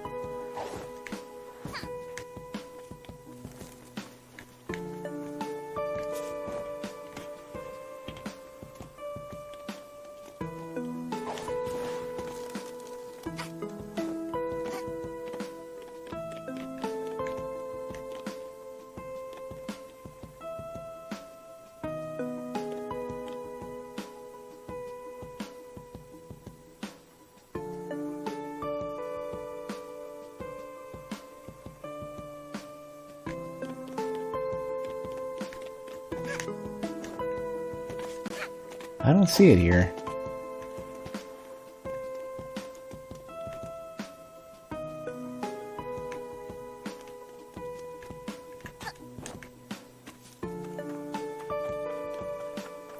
By the gate. Oh.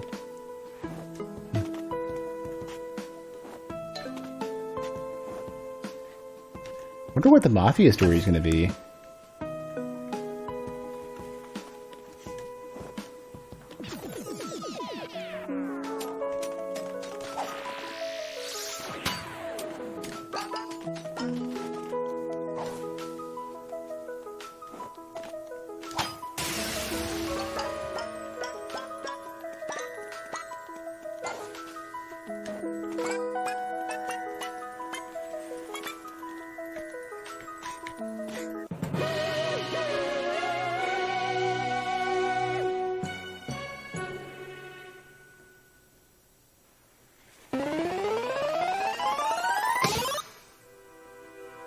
Grand Voyage.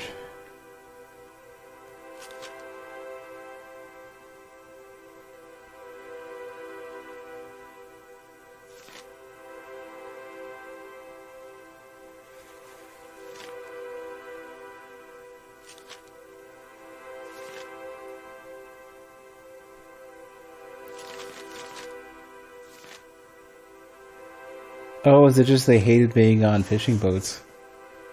They hated work.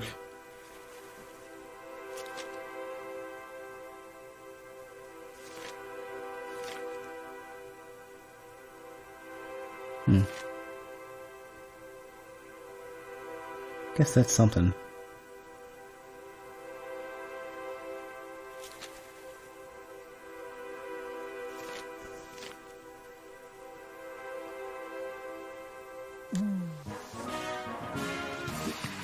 Alright, finally a chance at not the ladybug hairpin. Hey, okay. Xbox B, let's go.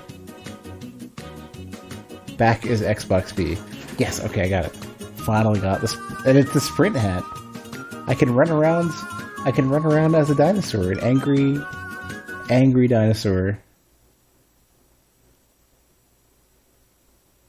Wasn't sure what cap was gonna be. See what it looks like. I hope it's the full thing.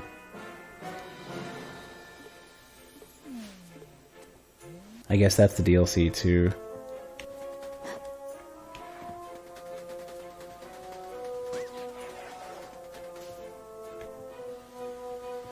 Alright, well, I don't have the full garb. At least you got the head though.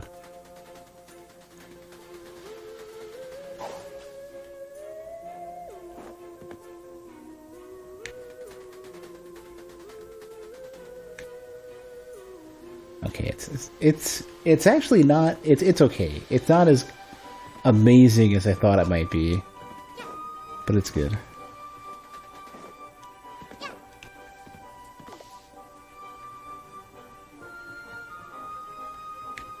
Did they do anything different though? Like, do they have any, like, I don't think they do, right? They don't have any different behaviors, right? They just look different?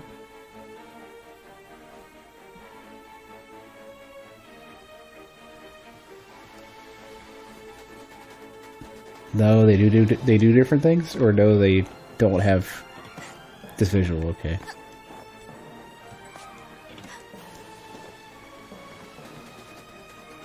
I still would have wanted the entire garb with the full suit, but this is something.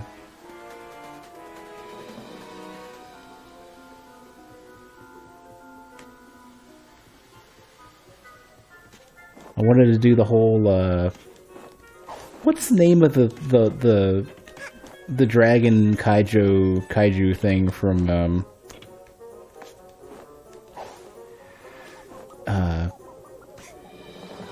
I'm blanking so hard on this. Rexar? What's the name of the one from, the one with Tommy Pickles and Reptar. Here we go, yeah. How am I blanking on this so hard? I have it visually in my head. I cannot remember what the name of it was.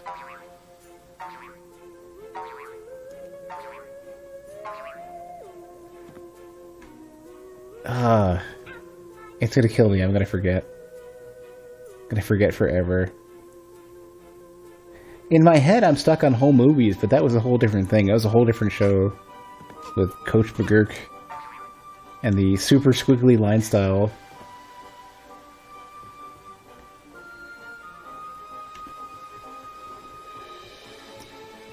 I don't remember what it's called. I'll have to give up.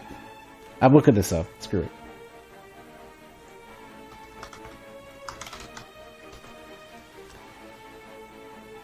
Rugrats. Here we go. Wait, one's a mafia dude. Who was the other one? Who's? Oh, I don't need to see what this. I need to see who this is. I've seen her do this animation once or twice. One's mafia peeps. Okay, here we go. Got a close. Can you? I probably could have done that in photo mode too, but I'm not equipping the badge. All right, I want to see what's the other character. No, put that away. Put that away.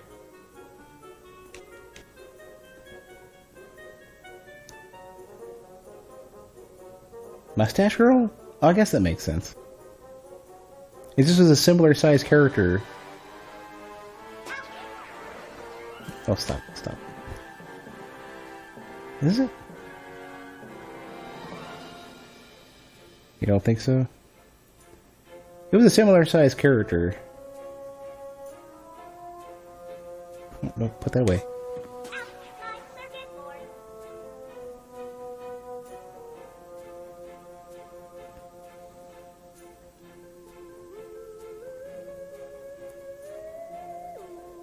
There we go. No, it's the owls. It's an owl. That's not Mustache Girl at all.